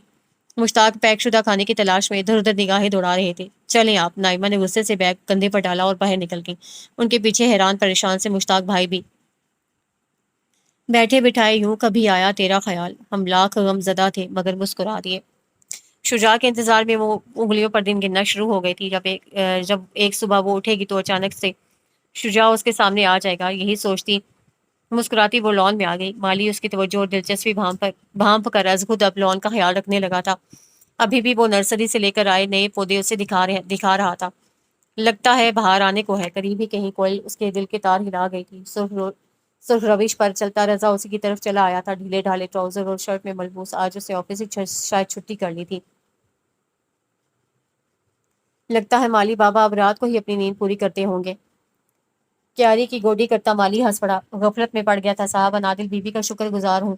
हक हलाल की कमाई खाना भी तो किसी सादत से कम नहीं। जब से लॉन की हालत बेहतर हुई थी असगर साहब ही हवाखोरी के लिए यहाँ आ जाते। आप लोगों के लिए चाय भिजवाऊं? उन्हें लॉन चेयर्स की तरफ भरता देखकर अनादिल ने पूछा। नेकी और पूछ पूछ, उन्होंने खुशदिली से कहका लगाया था। ऊपर आई तो नाहिद बेगम शॉवर लेने गई हुई थी, जबकि ड्राइंग रूम में उनकी खालाजाद बहन नुजरत आई बैठी थी। मुलाजमा को चाय का कहकर वो ड्राइंग रूम में आ गई। ए बहू, ये काशवा अभी तक यहीं है? घर वालों के साथ कोई झगड़ा वगड़ा हो गया है क्या?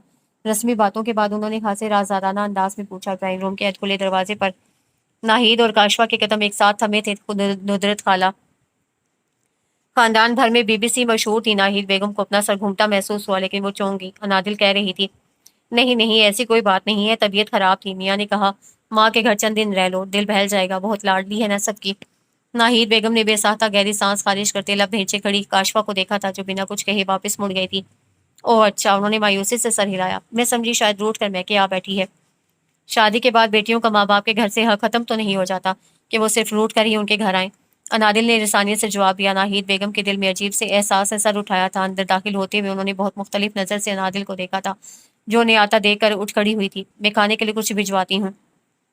दिमाग खराब मत करो आयला, मैं वैसे ही बहुत परेशान हूँ। अदील और उसके घर वालों की मुसलसल खामोशी अब उन्हें होलाने लगी थी। ना तो उन लोगों ने कॉल की, ना ही अदील ने काशवा से किसी किस्म का कोई राब्ता किया। उन्होंने परेशानी से अपनी पेशानी को छुआ। काशवा अलग जले पैर की बिल्ली की मानिंद पूरे घर में चकराती फिरती। हाँ तो जिनकी परेशानियां हैं उनसे कहें अपने घर जाकर सॉल्व करें, वो ढिठाई से बोली। ان کا بیوٹیشین کا کورس مکمل ہو گیا تھا اور اب وہ گھر کے اوپری حصے میں خالی پڑے پورشن میں کچھ رد و بدل کر کے اپنا پارلر سیٹ کرنا چاہتی تھی۔ ناہید بیگم کئی دنوں سے اسے ٹالے جا رہی تھی، لیکن آج وہ ٹلنے کی موڈ میں ہرگز نہیں تھی۔ یہ سب اتنا آسان نہیں ہے جتنا تمہیں لگ رہا ہے، اتنا مشکل بھی نہیں ہے جتنا آپ بنا رہی ہیں۔ میرے پورے 2 سال کی محنت کا صلہ ملنے کا وقت ابھی تو آیا ہے۔ اچھا بات کروں گی رضا سے۔ وہ کہیں دے ہی نہ دے۔ آئلہ نے نخوت سے ناک چڑھائی۔ میں ہزاروں کی بات نہیں کر رہی امی، مجھے اس کام کے لیے جتنے پیسے چاہیے وہ صرف شجاع بھائی ہی دے سکتے ہیں۔ ہاں تو شجاع کی کون سی فیکٹریاں چل رہی ہیں؟ ویسے ہی اس کے تیور ٹھیک نہیں لگ رہے مجھے۔ میں کچھ نہیں جانتی امی، یہ میرا برسوں پرانا خواب ہے اور میں اپنے خواب سے کسی صورت دستبردار نہیں ہوں گی۔ ہوا کے تند جھونکے کی طرح وہ نادل کے سامنے سے گزری تھی۔ نادل کا دل بارگی بہت زور سے دھڑکا۔ وہ نہیں جانتی تھی ناہید بیگم نے شجاع سے کیسے اور کیا کہا، لیکن اسے پیسوں کا بندوبست کرنے کا وعدہ کر لیا تھا۔ اس رات شجاع کے لہجے میں اتری تھکان نے اسے سونے نہیں دیا تھا۔ صبح الجھے گھنگریالے بالوں کو سمیٹ کر آئینے پر نگاہ ڈالی تو ناک کی چمکتی لونگ شکوہ کی نہ ہوئی۔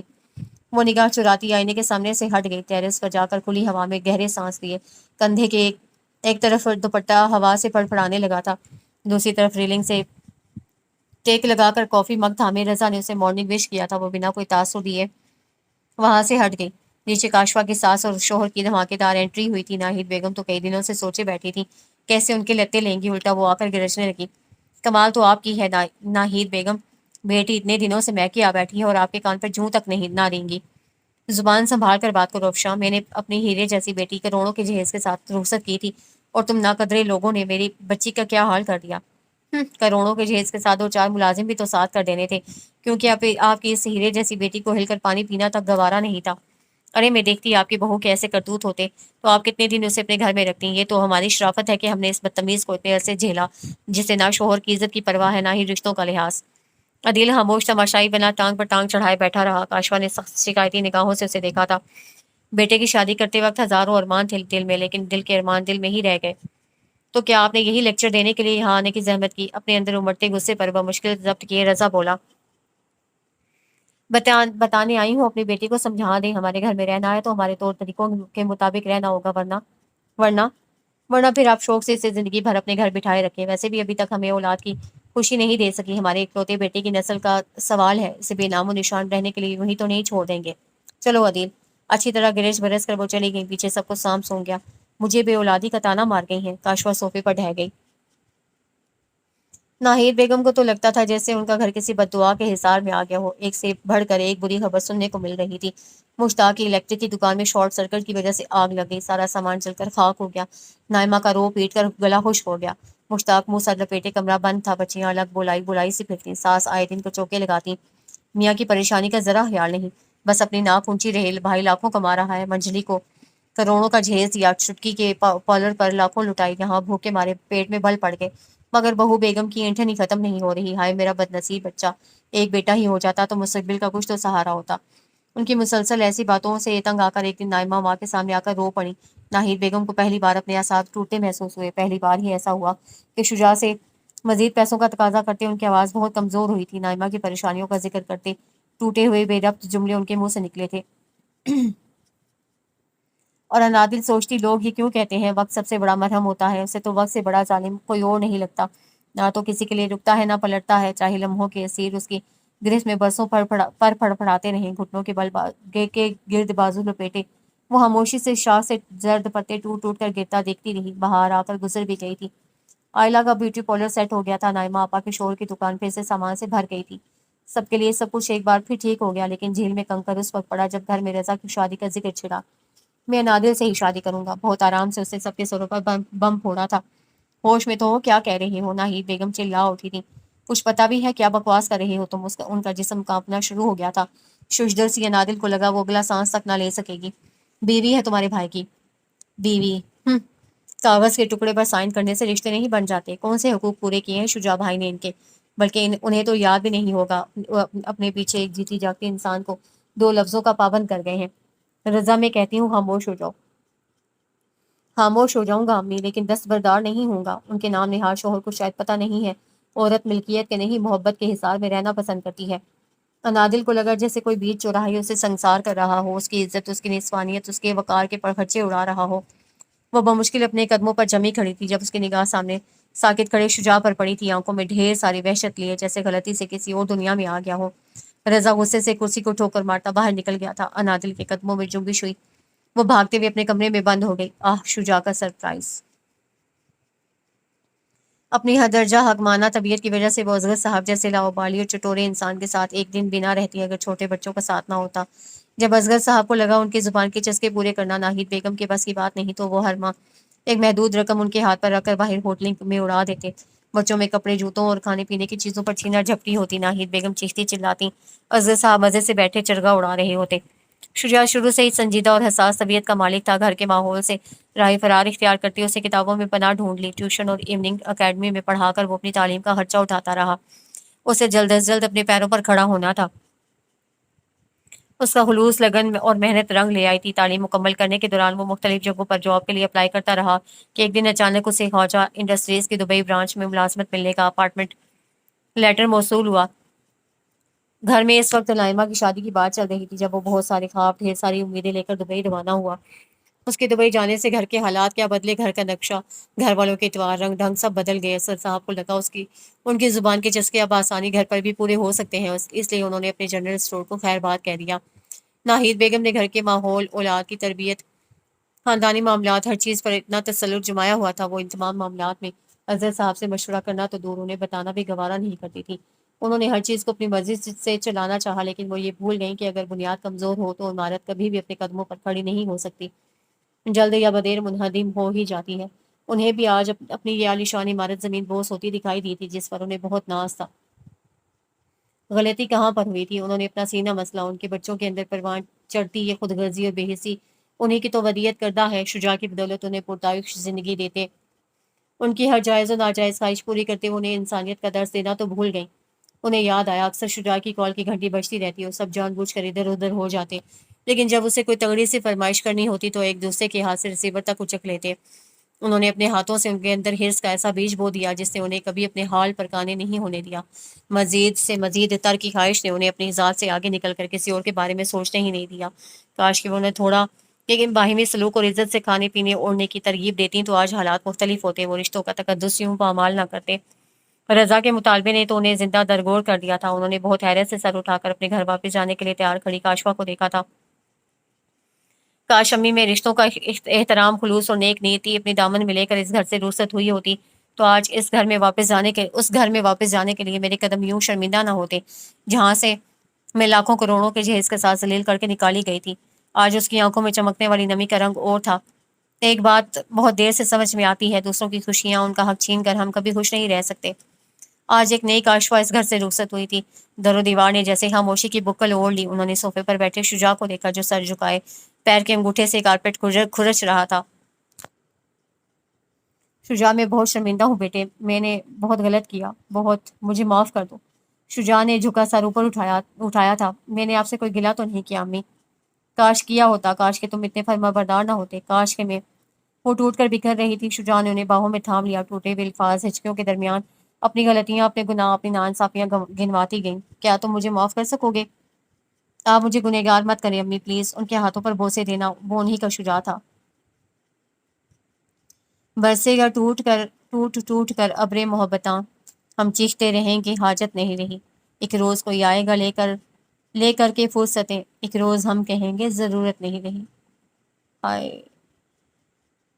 نیم روشن کمرے میں وہ سائڈ ٹیبل سے ٹیک لگائے کارپیٹ پر گھٹنوں کے گرد بازو لپیٹے بیٹھی تھی۔ شجاع قدم قدم چلتا اس کے قریب گھٹنوں کے بل آ بیٹھا۔ دل؟ اسے جھکا سر ضرور اٹھایا لیکن نگاہ پھیر لی۔ شجاع نے گہری سانس اپنے اندر اتاری، اس کے بےحد قریب گھٹنے سے گھٹنا ملا کر بیٹھ گیا۔ میری طرف دیکھو گی بھی نہیں؟ دنیا میں شوہروں کے لیے کئی قانون ہیں، لیکن بیوی کو انتظار کی سولی پر چڑھا کر ہجر کی بھٹی میں جلانے والوں کے بارے میں بھی تو دنیا کے کسی قانون کی کتاب میں کچھ لکھا ہوگا۔